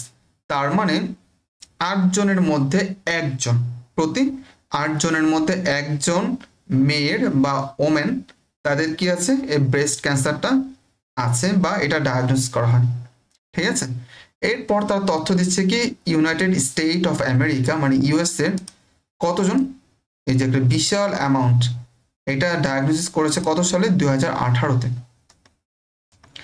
এরপর তার কি বলছে এখানে, it is the second most common cause of cancer death in female globally, অর্থাৎ যতজন মানুষ মারা যায় তার মধ্যে সেকেন্ড যেটা আছে, সেকেন্ড কারণটা হচ্ছে গিয়ে ব্রেস্ট ক্যান্সার, অর্থাৎ ব্রেস্ট ক্যান্সারের মাধ্যমে সবচেয়ে বেশি পরিমাণ মানুষ মারা যায়। আর এটার সিকোয়েন্সটা হচ্ছে সেকেন্ড, কারণ প্রথম হয়তো এর থেকে ডেঞ্জারাস আর একটা কিছু আছে যার কারণে মেয়েরা সবচেয়ে বেশি পরিমাণে মারা যায়। আমি কি বোঝাতে পেরেছি? অর্থাৎ এই পেপারটা যখন কেউ পড়বে, যদি সে একজন ফিমেল হয়ে থাকে তাহলে এই লাইনটা কিন্তু তার জন্য এনাফ, তাকে হুক করার জন্য। রাইট? আমি কি বুঝাতে পেরেছি এটা? জি ভাইয়া, বুঝতে পারছি। ওকে, তার মানে তারা এখানে প্রথমে একটা কথা বলেছে, দেন তারা এখানে কি দিয়েছে, ডাটা দিয়েছে, ডাটা। তার এখানে স্ট্যাটিস্টিক্যাল যে ইনফরমেশনগুলো আছে, স্ট্যাটিস্টিক, সেই ইনফরমেশনগুলো দিয়েছে উইথ রেফারেন্স, যাতে করে মানুষ এই জিনিসের প্রতি অ্যাট্রাক্টেড হয়, মনে করবে ও আচ্ছা এত পরিমাণ মানুষ মারা যায়। 2018 সালে এত পরিমাণ মানে ডায়াগনোসিস করা হয়েছে আমেরিকাতে যে তাদের সবার ব্রেস্ট ক্যান্সার ছিল, এই যে এরকম। ঠিক আছে? সো এরকম করে হচ্ছে লিখতে হয়। আপনি এরকম করে যতগুলো পেপার দেখবেন সবগুলো দেখবেন ঠিক সেম। প্রথম লাইনটাতে তার একদম নর্মাল একটা কথা বলে, নর্মাল বলতে হচ্ছে জাস্ট ইন্ট্রোডিউস করা যে আমি কি নিয়ে কথা বলতে চাই, দেন তারা এখানে ডাটা নিয়ে আসে। ওকে, আপনি যতগুলি ক্যান্সার দেখবেন সবগুলি সেম। আমি র্যান্ডমলি আরেকটা দেখাই, আমি জানি না এটাতে আছে কিনা নাই। ওয়েট, আমি এই জায়গা থেকে যদি আরেকটা এক্সাম্পল যদি একটু দেখাই, যেমন লাইক এই লাং ক্যান্সার, যদি এটা চলে আসলে এটা একটু ওপেন করি। ঠিক আছে, এটা একটু ওপেন করে দেখি।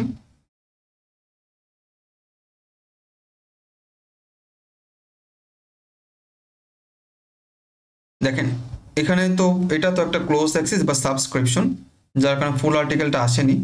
দেখেন একদম প্রথম লাইনটাই তারা এখানে বলে দিয়েছে, lung cancer is the leading cancer of cancer death world wide.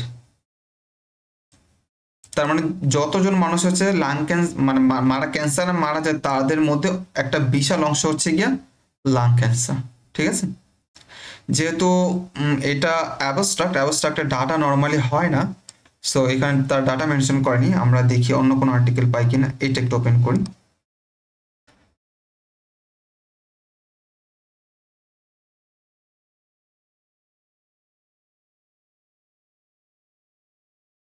দেখেন ঠিক সেম যেটা আমি বলেছিলাম, লাং ক্যান্সার, এই যে দেখেন এটা foremost cancer related death globally, দেখতে পাচ্ছেন? মানে গ্লোবালি হচ্ছে ক্যান্সার রিলেটেড ডেথ, প্রথম তারা এটাতে শুরু করেছে, দেন তারা এখন ডাটা দিচ্ছে, যে দেখেন 5 years survival rate for patients with LC, LC means হচ্ছে লাং ক্যান্সার 18.1।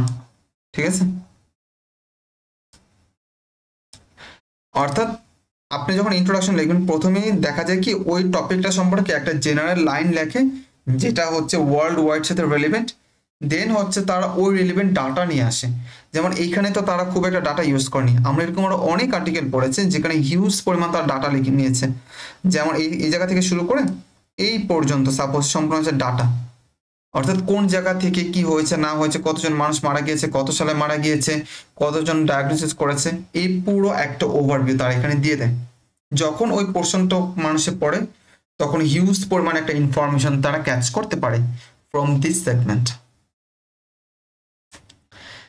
আই থিঙ্ক আপনি বুঝতে পেরেছেন। এরপর হচ্ছে আরেকটা ছিল যে আমরা কিভাবে বুঝতে পারি, তাই না, যে প্রিডেটরি জার্নাল, আরেকটা হচ্ছে মানে ইন্ডেক্স জার্নাল। সো আমি যদি ইন্ডেক্স জার্নালটা বুঝতে পারি তাহলে প্রিডেটরিটা আসলে এমনি বুঝে যাব। কারণ প্রিডেটরিটা তেমন কোনো কিছু না, শুধু বিল্ডস লিস্টে যাব, যে ওখানে সার্চ করে যদি খুঁজে পাই তাহলে এটা হয়ে যাবে। যেমন এই যে আপনার এই ওয়েবসাইটে আসবেন, এই দেখছেন চলে আসছে, আমরা এই যে বিল্ডস লিস্ট এখানে আসবেন, এখানে এসে জাস্ট আপনার জার্নালটা লিখে সার্চ করবেন। এই যে আমরা দেখতে এখানে আসার পর এখানে যে এখানে যাবেন, স্ট্যান্ড অ্যালোন জার্নাল লিস্ট, এখানে ক্লিক করবেন।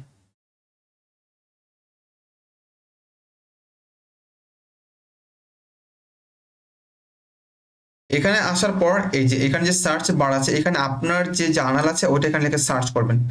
যদি পাওয়া যায় তাহলে ধরে নেবেন যে এই জার্নালটা হচ্ছে একটা প্রিডেটরি জার্নাল, কারণ সমস্ত প্রিডেটরি জার্নালগুলোকে তারা এই ওয়েবসাইটের মধ্যে লিস্ট করেছে। দেখেন এখানে হিউজ পরিমাণ আছে, এখানে আরো অনেক আছে, এখানে অল্প কিছু মেনশন করা আছে, এগুলো সবগুলো কিন্তু প্রিডেটরি জার্নাল। দেখেন এখানে হিউজ পরিমাণ দেখতে পাচ্ছেন। আমি যদি আরো চাই, এই যে দেখেন প্রায় হাজার হাজার জার্নাল এখানে আছে। আমাদের খুব দ্রুত যাচ্ছে, তাই হয়তো বোঝা যাচ্ছে না। আর এটা আপডেট করা হচ্ছে February 7, 2025 এ এটা করা আছে। আর এটা আচ্ছা, এটা ওয়ার্ডপ্রেস দিয়ে এটা করা হয়েছে, এই ওয়েবসাইটটা। ওকে, যাই হোক, একইভাবে আপনি যদি কোনো পাবলিশার যদি চান এটা প্রিডিটরি কিনা, তাহলে জাস্ট এই জায়গা থেকে পাবলিশার যেটা আছে এটা সিলেক্ট করবেন, এই যে, দেন এখানে লিখে সার্চ করবেন। যদি এখানে পাওয়া যায় তাহলে এটা ওইটা আর কি, ঠিক আছে। আপনাদেরকে আমি যদি একটা এক্সাম্পল দেখাই, যেমন আমি একটা জার্নালের নাম লিখে সার্চ করি, এটা এখানে পাওয়া যাবে না, কারণ এটা হচ্ছে একটা ইন্ডেক্স জার্নাল। এটা আমরা স্কোপাসে খুঁজে পাবো, বাট এখানে খুঁজে পাবো না। আমি এক্সাম্পল দেখাই আপনাদেরকে, যেমন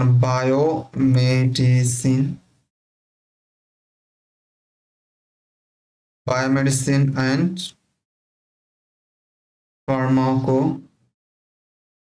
ফার্মাকোথেরাপি, ঠিক আছে, বানানটা ঠিক আছে আই থিঙ্ক। ওকে, দেখেন এটা কিন্তু আমরা এখানে খুঁজে পাইনি, দেখতে পাচ্ছেন এখানে লিস্টে কিন্তু খুঁজে পাইনি, সবগুলো চলে গিয়েছে। তার মানে এটা এখানে নেই। যদি এখানে থাকতো এটা প্রিডিটরি হতো। এখন দেখি এটা কি স্কোপাস ইন্ডেক্স কিনা। সো জাস্ট আমরা কপি করব। কপি করার পর এই জার্নালের যে ইটা আছে ISSN নাম্বারটা, এটা আমরা খুঁজে বের করি। ISSN নাম্বার,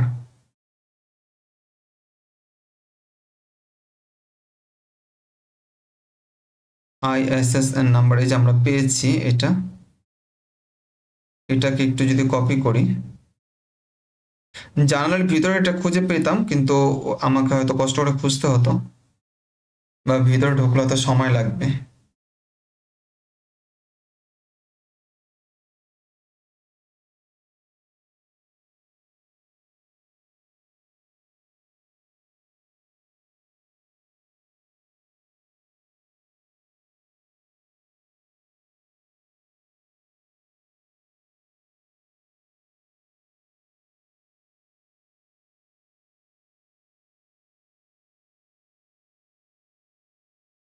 বললাম না এটা এখানে সময় লাগবে, একটু প্রবলেম হচ্ছে। ওয়েট, আমরা এই জায়গা থেকে ISSN নাম্বারটা কপি করে নিয়েছি।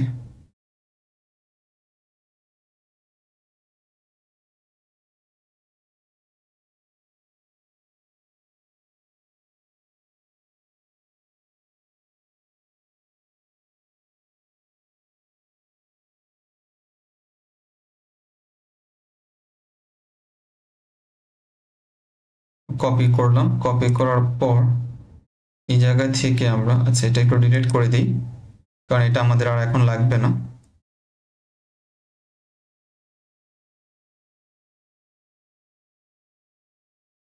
অনেকগুলো টেকনিক আছে, বাট আমরা এখানে জাস্ট একটা শেয়ার করছি। একটা দেখলেই আপনাদের আই থিঙ্ক হয়ে যাবে। আপনারা স্কোপাস লিখবেন, স্কোপাস লেখার পর স্কোপাসের যে অফিসিয়াল ওয়েবসাইট আছে এখানে চলে আসবেন।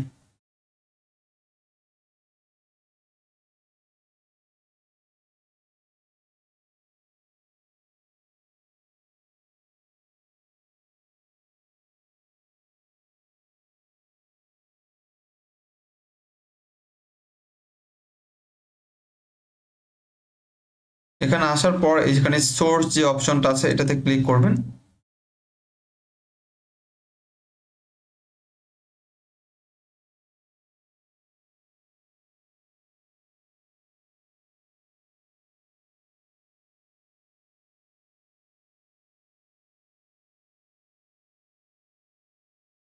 এখানে আসার পরে যে দেখেন এখানে ISSN এটা থাকবে, যদি এটা না থাকবে এই জায়গা থেকে হয়তো কোন একটা থাকবে, এই জায়গা থেকে আপনি ISSN যেটা সেটা সিলেক্ট করে নেবেন।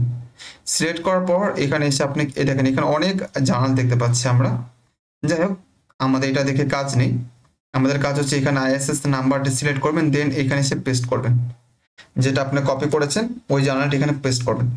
যদি এখানে আমরা খুঁজে পাই তাহলে বুঝবো এটা হচ্ছে স্কোপাস ইন্ডেক্স করা, ঠিক আছে, কারণ তার অফিসিয়াল ওয়েবসাইটে আমরা এটা পেয়েছি। দেন এই জায়গায় ফাইন্ড সোর্সে দিব।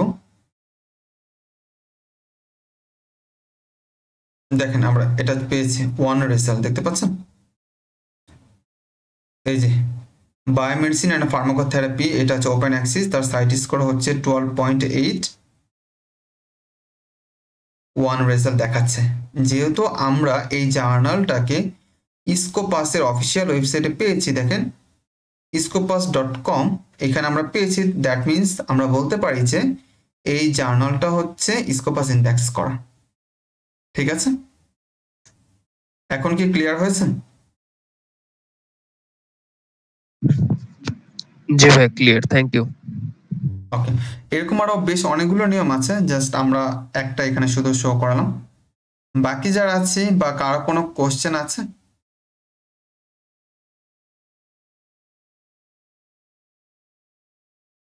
যদি কারো কোনো কোশ্চেন না থাকে তাহলে আমরা আজকের মতো ক্লাস এখানে শেষ করব।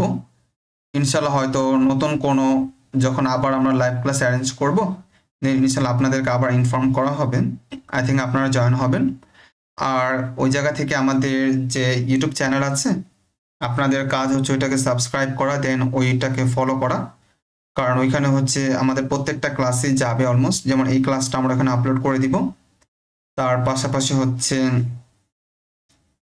যেমন আমাদের যে ক্লাসগুলো অ্যারেঞ্জ করি আর কি, ব্যাচগুলো যদি আপনারা চান সেখানে জয়েন হতে পারেন। টোটালি ডিপেন্ড করে আপনাদের ওপর, ঠিক আছে? এটা সম্পূর্ণ আপনাদের ওপর এটা। বাট আমি চাই যারা আছে তারা সবাই যাতে কাজ শিখে দেন হচ্ছে তারা যাতে ফুল ফান্ড স্কলারশিপ নিয়ে বাইরের দেশে পড়তে যেতে পারে, তাদের জন্য যাতে রিসার্চ পাবলিকেশন কোনো বাধা হয়ে না দাঁড়ায়। ওকে, সেজন্য হচ্ছে আমার এই ক্ষুদ্র প্রচেষ্টা। আই থিঙ্ক এই ক্লাসগুলো দ্বারা অনেকের অনেক বেশি উপকার হবে। যাই হোক, সবাইকে অনেক ধন্যবাদ। অনেক কষ্ট করে অনেকটা সময় আপনারা জয়েন হয়েছিলেন, 1.5 ঘন্টারও বেশি। সো এটা আমাদের জন্য কিছুই না, আমাদের ক্লাসগুলো 1.5 ঘন্টা 2 ঘন্টা এরকম নর্মালি হয়ে যায়। তখন হয়তো আমাদের আরো অনেক ডিটেলসের অনেক কিছু হচ্ছে বলার থাকে, যেহেতু আমাদের এটা একটা লাইভ ক্লাস ছিল, সেজন্য আমাদের এটা আসলে ওরকম করে প্র্যাকটিক্যালি আমরা দেখাতে পারিনি। এটা অ্যাকচুয়ালি পসিবলও হতো না, আপনারা হয়তো খেয়াল করেছেন। আমরা শুধুমাত্র হচ্ছে বিষয়গুলো টাচ করেছি, দেন হচ্ছে অনেকগুলো বিষয় আমরা স্কিপ করেছি, বাট তারপরও কিন্তু প্রায় 2 ঘন্টার মতো হয়ে গিয়েছে, রাইট? এখন এটাকে যদি আমরা প্রত্যেকটা জিনিস ধরে যদি আমরা এক্সপ্লেন করা শুরু করতাম, তাহলে এটা আসলে হিউজ পরিমাণ হচ্ছে সময় কিন্তু লেগে যেত। অ্যাকচুয়ালি এটা কিন্তু মানে সবার জন্যই লাভজনক হতো না, আই থিঙ্ক, রাইট? সেজন্য আমার প্ল্যানিং ছিল যে আমরা হচ্ছে যে বিষয়গুলো হচ্ছে না জানলে না, প্রত্যেকটা বিষয় সম্পর্কে একটু হলেও যাতে ধারণা থাকে, অ্যাটলিস্ট যারা একদম নতুন তারা অ্যাটলিস্ট এইটুকু বুঝতে পারবে যে বিষয়গুলো অ্যাকচুয়ালি কিভাবে কাজ করে, তাই না? অর্থাৎ কিভাবে একটা রিসার্চ টপিক সিলেক্ট করব, দেন হচ্ছে ওই জায়গাতে আমরা জার্নাল পাবলিকেশনগুলো আনবো, এর মাঝে যে ধাপগুলো আছে এই প্রত্যেকটা ধাপ সম্পর্কে তাদের যাতে একটা ক্লিয়ার একটা ধারণা যাতে হয়। অনেকে হয়তো আছে তারা হয়তো কখনো Q1 Q2 এটার নামই হয়তো জানতো না, বাট তারা এটা জেনেছে, এটা কিভাবে কাজ করতে হয় তারা ওইটাও জেনেছে, বাট তারা প্র্যাকটিক্যালি দেখেনি। বা ইম্প্যাক্ট ফ্যাক্টর সম্পর্কে হয়তো তারা আগে জানতো না, এখন হয়তো তারা জেনেছে। তারা হয়তো ইন্ডেক্সিং সম্পর্কে জানতো না, প্রিটিউরি জার্নাল সম্পর্কে জানতো না, তারা এটা সম্পর্কে জানলো, রাইট? অর্থাৎ তারা হয়তো একদম ডিটেলসে শিখতে পারেনি, বাট তারা অ্যাটলিস্ট এইটুকু তো জেনেছে। আমি আসলে এটা চাচ্ছিলাম যাতে অ্যাটলিস্ট সবাই জানে, কারণ সবাই যদি না জানে প্রবলেমটা হবে কি, অনেক কষ্টের একটা গবেষণাপত্র বা রিসার্চ পেপার দেখা যায় ভুলভাল জায়গায় তারা পেপারটাকে সাবমিট করে দেয়। আসলে এটা তো হওয়া উচিত না, যেহেতু সবাই অনেক কষ্ট করে একটা গবেষণা করে, এই ক্ষেত্রে তার অনেক শ্রম যায়, অনেক টাকা যায়, অনেক সময় যায়। আর এটাকে যদি আপনার ভালো কোনো জার্নালে সাবমিট করতে না পারেন তাহলে কিন্তু এটা প্রবলেম। হয়তো দেখা যাবে যে অনেকে হয়তো অনেক জায়গায় হচ্ছে আপনার হবে, মানে কাজ করবে বা কাজ শিখবে, অনেক জায়গায় হয়তো তার পেপার পাবলিশ করবে, কিন্তু দেখা যায় যে অনেক ভালো ভালো মানুষজন না জানার কারণে তাদের পেপারগুলো খুব বাজে জায়গায় সাবমিট করে, দেন ওই জায়গায় পেপারটা হচ্ছে পাবলিশ করে। সো আপনি যদি প্রিটিটরি জার্নালে কোনো পেপার সাবমিট করেন, টু বি অনেস্ট এটা না করাটাই ভালো। আপনি মানে করলে আরো ক্ষতি। কেন? কারণ আপনি এটা কখনো শো করাতে পারবেন না। আপনি যদি শো করান তাহলে এটা আপনার জন্য একটা ডিসক্রেডিট হিসেবে কাজ করবে, ঠিক আছে? সো ওইটা অ্যাকচুয়ালি অ্যাভয়েড করা উচিত। একইভাবে আমাদের যে আরো যে বিষয়গুলো আছে, যদি বলি কম্পিউটার এটা ড্রাগ ডিজাইন থেকে শুরু করে আরো যে হায়ার স্টাডি রিলেভেন্ট যেগুলো আছে, প্রত্যেকটা জিনিসে কোর্সগুলোতে আমরা ট্রাই করি প্রত্যেক জিনিস ধরে ছোট থেকে ছোট বিষয়গুলোকে এক্সপ্লেন করে বোঝানোর জন্য, যাতে প্রত্যেকে কাজ শিখতে পারে, কাজ করতে পারে। তো যাক, আজকে যেহেতু আমরা একটা লাইভ ক্লাস আসলে সফলভাবে সম্পূর্ণ করতে পেরেছি, আলহামদুলিল্লাহ। আশা করি আপনাদের সাথে এর পরবর্তীতে যোগাযোগ হবে, বা আপনারা হয়তো আমাদের পরবর্তীতে লাইভ ক্লাসগুলোতে আবারও যুক্ত হবেন, বা আমাদের ইউটিউব চ্যানেলে যে ক্লাসগুলো আছে সেগুলো হচ্ছে অ্যাটলিস্ট দেখবেন। এতে আপনাদেরই হেল্প হবে, আপনাদের উপকার হবে, আপনাদের হয়তো অনেক টাকা বেঁচে যাবে। প্রাইভেটে আপনারা যখন হচ্ছে বা মাস্টার্স করতে তো আপনার অনেক টাকা লাগে, বাট ফুল ফান্ড নিয়ে পড়লে তো টাকা লাগে না, তাই না? তো অনেক টাকা সেভ হবে। বা পিএইচডি, এটা তো আসলে কখনো নিজের টাকাটা করা যায় না, তো ফুল ফান্ড লাগে। সো পেপার লাগবে, রিসার্চের কাজ লাগবে। বাইরের কান্ট্রিগুলোতে হচ্ছে রিসার্চ বেস, ঠিক আছে? তো সেক্ষেত্রে হচ্ছে without research you can't imagine anything. So you should learn research and publish a research paper in a good journal. So this is the mandatory for all student. যাই হোক, আজকের মতো আমরা ক্লাস এখানে শেষ করছি। আপনাদের কারো কোনো যদি মন্তব্য থাকলে করতে পারেন, আদারওয়াইজ আমরা হয়তো শেষ করে দিব। আচ্ছা ভাইয়া, সরি, আমি আসলে এইমাত্র জয়েন করলাম। আমি ইউকে থেকে আসলে জয়েন করছি আপনার লাইভটাতে। তো বিষয়টা হচ্ছে টাইমের সাথে আমি একটু আগে হোয়াটসঅ্যাপে মেসেজ, সরি ফেসবুকে মেসেঞ্জারে মেসেজ দেখলাম, তারপরে আমি সাথে সাথে দেখি যে রাত 9টা। তো আমার এখানে অলরেডি মানে বিকাল 6টা, তার মানে হচ্ছে আমি আসলে টাইমের সাথে মিলাতে পারি নাই। তো আমি আসলে লাইভটা মিস করছি আসলে, সত্যি কথা। এখন আমি জানতে চাচ্ছি আসলে আপনাদের কি কোনো রেকর্ডেড লাইভের ক্লাস কি আছে? জি, আমাদের হচ্ছে আমাদের আজকের যে ক্লাসটা আছে, আমাদের যে ইউটিউব চ্যানেল লিঙ্কটা আপনি পেয়েছেন, ওখানে থাকার কথা। ওইখানে আপনাকে যদি মেসেজটা করে থাকি আমি, ওইখানে দেখবেন যে আমাদের ইউটিউব চ্যানেলের লিঙ্ক দেওয়া আছে। ওইখানে আপনি যাবেন, যাওয়ার পর এখানে হিউজ পরিমাণ হচ্ছে আমাদের লেকচার আপলোড করা আছে, ওগুলো আপনি দেখতে পারবেন, কোনো প্রবলেম নাই। ওগুলো একদম ফ্রি সবার জন্য, ওগুলো আপনারা দেখবেন। আর আজকের যে লাইভ ক্লাসটা যে ছিল, এই লাইভ ক্লাসটা আমরা আপলোড করে দিব আমাদের ইউটিউবে। লাইভ ক্লাস নামে একটা প্লে লিস্ট করা আছে, সেখানে হচ্ছে ওইটা ওইখানে থাকবে। তো ওইখানে আপনি দেখে নিতে পারেন। এর আগেও আমাদের লাইভ ক্লাস ছিল, ওগুলো এখানে আপলোড করা আছে। আচ্ছা, মানে এইখানে যেহেতু আমি আপনার চ্যানেলটা এখনো ভিজিট করে নাই, সো আমি দেখবো আর কি। তারপর একটু জিজ্ঞেস করছি, এখানে কি আপনার মানে কোনো সিরিজ, কোনো ভিডিও আছে যেখানে আসলে কমপ্লিট জিনিসটা জানা যাবে, নাকি প্রত্যেকটা জিনিসের জাস্ট বেসিক জিনিসগুলো সেখানে মেনশন করা? আমি আপনাকে, আচ্ছা আপনি যেহেতু লাস্টে জয়েন করেছেন, বাট আমি আপনাকে একটু শর্ট করে বলে দিচ্ছি। আমাদের এটা হচ্ছে একটা প্ল্যাটফর্ম, সত্যিকার অর্থে এখানে হচ্ছে বিশেষ করে যারা নাকি বাইরে যেতে চায় বা রিসার্চের কাজ করতে চায়, শিখতে চায়, তাদের হচ্ছে কাজ শেখানো হয়। সো আমাদের হিউজ পরিমাণ হচ্ছে ভিডিও আছে, সিরিজ আকারে আছে, ছোট ছোট ভিডিও আছে, বড় বড় লেকচার আছে, তারপর হচ্ছে ক্লাস নাম্বারিং করা আছে, মানে আপনি যেভাবে চান সবগুলো দেওয়া আছে, এগুলো ফ্রি করে দেওয়া আছে। সো আপনি আমাদের ইউটিউব চ্যানেলে যাবেন, সেখানে হচ্ছে যে টপিকের উপরে আপনি দেখতে চান সেই টপিকের ওপরেই হচ্ছে আপনি ইনশাল্লাহ আশা করা যায় ভিডিও আপনি পেয়ে যাবেন, ঠিক আছে? সো ওকে, আর হোপফুলি আশা করবো যে আজকের লাইভটাও একটু তাড়াতাড়ি আপলোড করে দিবেন আর কি। আমি যেহেতু একদম লাস্ট মোমেন্টে এসে জয়েন করছি। জি জি, ইনশাল্লাহ আজকের লাইভ ক্লাসটাও ভেরি সুন ইনশাল্লাহ হচ্ছে এটা আপলোড হয়ে যাবে, আই থিঙ্ক। সো ওইখানে হচ্ছে পেয়ে যাবেন। আর আমাদের চ্যানেলটা সাবস্ক্রাইব যদি করে রাখেন, তাহলে ওইখানে যেহেতু আমাদের কিছুদিন পর পরই হচ্ছে আমরা ভিডিও আপলোড করি, দেন হচ্ছে আমাদের প্রাইভেট ব্যাচের ক্লাসগুলো আমরা ওইখানে কিছু কিছু ক্লাস আমরা অ্যাভেলেবল করে দিই। সো ওগুলো যদি আপনি দেখেন, আই থিঙ্ক আপনি অনেক কিছু শিখতে পারবেন। Thank you so much. Okay okay, ঠিক আছে। আচ্ছা, তাহলে হচ্ছে আপনাদের সাথে আসলে কথা বলে ভালো লাগলো। অনেকটা সময় ছিলেন, অলমোস্ট 2 আওয়ার্স, আসলে 2 ঘন্টা। আমি জানি না আপনাদেরকে 2 ঘন্টার ভ্যালু আমি দিতে পেরেছি কিনা, বাট আমি অনেক চেষ্টা করেছি জিনিসগুলো হচ্ছে প্রোভাইড করার জন্য, আমার দিক থেকে যতটা পসিবল হয়েছে। আই থিঙ্ক হচ্ছে আপনাদের এটা অনেক বেশি হেল্প হবে। তো সবার কাছে শেষ পর্যন্ত একটা রিকোয়েস্ট থাকবে, নিজে হচ্ছে রিসার্চের কাজ শেখেন, দেন হচ্ছে এটাকে হচ্ছে একটা পাবলিকেশন পর্যন্ত নেওয়ার চেষ্টা করেন। আপনি যেখানেই থাকেন, যেখান থেকে কাজ শেখেন, আপনাদের কাজ হচ্ছে রিসার্চের কাজ করা, ওইটাকে শেখা, দেন হচ্ছে ওইটাকে ভালো এক জায়গায় পাবলিকেশন করা। তাহলে ইন ফিউচারে অনেক অনেক অনেক আপনারা কিন্তু বেনিফিট পাবেন, অ্যাডভান্টেজ পাবেন আদার্স অন্য যাদের নেই তাদের থেকে।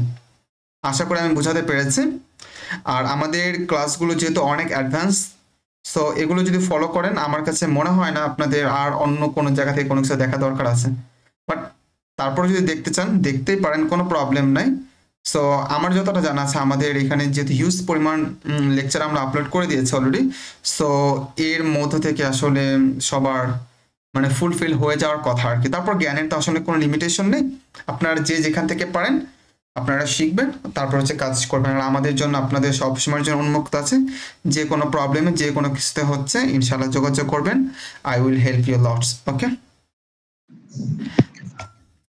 ভাইয়া থ্যাংক ইউ আসলে মানে আসলে ধন্যবাদ দিলে তো ছোট হয়ে যাবে। রিসার্চ লার্নিং সেন্টার আসলে আমাদের জন্য এই অপরচুনিটিটা দিল। টু বি অনেস্ট আসলে আরো অনেক জায়গায় হচ্ছে গিয়ে মানে অনেক এই সেমিনার এই রিলেটেড বিভিন্ন প্রোগ্রামে পার্টিসিপেট করার সুযোগ হয়েছে। আমি হচ্ছে মানে ওভাবে বলবো না, বাট বিষয়টা হচ্ছে যে অনেক জায়গায় হচ্ছে মানে এই জিনিসগুলো হচ্ছে পেমেন্ট আকারে তারা নিয়ে আমাদেরকে হচ্ছে কি প্রোভাইড করে, কিন্তু সেই জায়গা থেকে বলতে গেলে এটা আসলে আমরা মানে এত ইনফরমেটিভ একটা ক্লাস পাইছি ইভেন এই সময়টা প্রায় 2 ঘন্টা আর কি। টু বি অনেস্ট হচ্ছে বোরিং ফিল করি নাই, কারণ আসলে এটা অনেক ইনফরমেটিভ ছিল। আর আশা করি এই ইনফরমেশন গুলো আমাদের ফিউচার অবশ্যই লাগবে, সেই বিষয়ে কোনো সন্দেহ নাই। আর এতটুকু আশা রাখবো ভবিষ্যতেও এত সুন্দর সুন্দর আর কি ক্লাস পাবো ফ্রিতে। Thank you. জি ইনশাল্লাহ আমাদের হায়ার স্টাডির ওপর খুব দ্রুত হচ্ছে, আমরা বেশ কিছু সেমিনার এর আগেও আমরা করেছি বিভিন্ন কান্ট্রি ভিত্তিক। সো আমাদের অনেক স্টুডেন্ট বা আমাদের ফ্রেন্ড ওরা হচ্ছে এখন আরও অনেকগুলো কান্ট্রিতে চলে গিয়েছে, ইউএসএতে চলে গিয়েছে আপনার ফুল ফান্ড স্কলারশিপ নিয়ে পিএইচডিতে। তারপর গত 15 তারিখে জাপানে আমাদের একটা ফ্রেন্ড গেল, 15 না 16 তারিখে হয়তো, ও আপনার ম্যাক্স স্কলারশিপ নিয়ে গেল আর কি। সো আমরা তো দেশের বাইরে আছি, সো ওদের সাথে হচ্ছে আমরা কমিউনিকেট করব, করে হচ্ছে দেশ ভিত্তিক বা কান্ট্রি ভিত্তিক আমরা বেশ কিছু হচ্ছে সেমিনার আগে যেমন করতাম ওরকম করে ইনশাল্লাহ নিয়ে আসবো। আশা করি এটা আপনাদের জন্য অনেক বেশি হেল্প হবে, আপনারা ওইখানে জয়েন হবেন। আসলে শেখার কোনো শেষ নেই, আপনি যদি বাইরের দেশে থেকেও থাকেন দেন হচ্ছে আপনি নতুন অনেক কিছু শিখতে পারবেন, যেটা হয়তো আপনার পরবর্তীতে কোনো না কোনো কাজ আপনাকে হেল্প করবে। সো যাই হোক, সবাইকে আমি আসলে আবারও ধন্যবাদ দিতে চাই, কারণ দেখেন সফলতা আসলে 1-2 দিনে আসে না। আমাদের এখানে রেজিস্ট্রেশন করেছে অনেকজন, প্রায় 130 জনের মতন রেজিস্ট্রেশন করেছে, জয়েন করেছে তার মনে করেন 4 ভাগের 1 ভাগ, আর এখন এখানে আছে 10 ভাগের 1 ভাগ। সো শেষ পর্যন্ত দেখা যাবে কি যারা এখানে সার্ভাইভ করবে তারাই আসলে উইনার, রাইট? সো আপনারা যেহেতু অনেক কষ্ট করে শেষ পর্যন্ত ছিলেন বা এখনো আছেন, আমি আসলে সবাইকে অনেক ধন্যবাদ জানাই। দেন হচ্ছে আশা করি আপনারা নেক্সট আমাদের সাথে হচ্ছে কানেক্টেড হবেন, আমাদের নেক্সট প্রোগ্রামগুলোতে আপনারা হচ্ছে জয়েন হবেন ইনশাল্লাহ। আপনাদের সাথে হচ্ছে কাজ করা প্ল্যানিং আছে ইনশাল্লাহ, আশা করা যায় ভালো কিছু হবে। সো সবাইকে আসলে ধন্যবাদ দিয়ে আমি আমার আজকের প্রোগ্রামটা এখানে শেষ করতে চাচ্ছি ইনশাল্লাহ। সবার সাথে পরবর্তীতে আবার কোনো জায়গায় হয়তো দেখা হবে, কথা হবে। আল্লাহ হাফিজ, আসসালামু আলাইকুম রহমতুল্লাহ। ওয়ালাইকুম আসসালাম।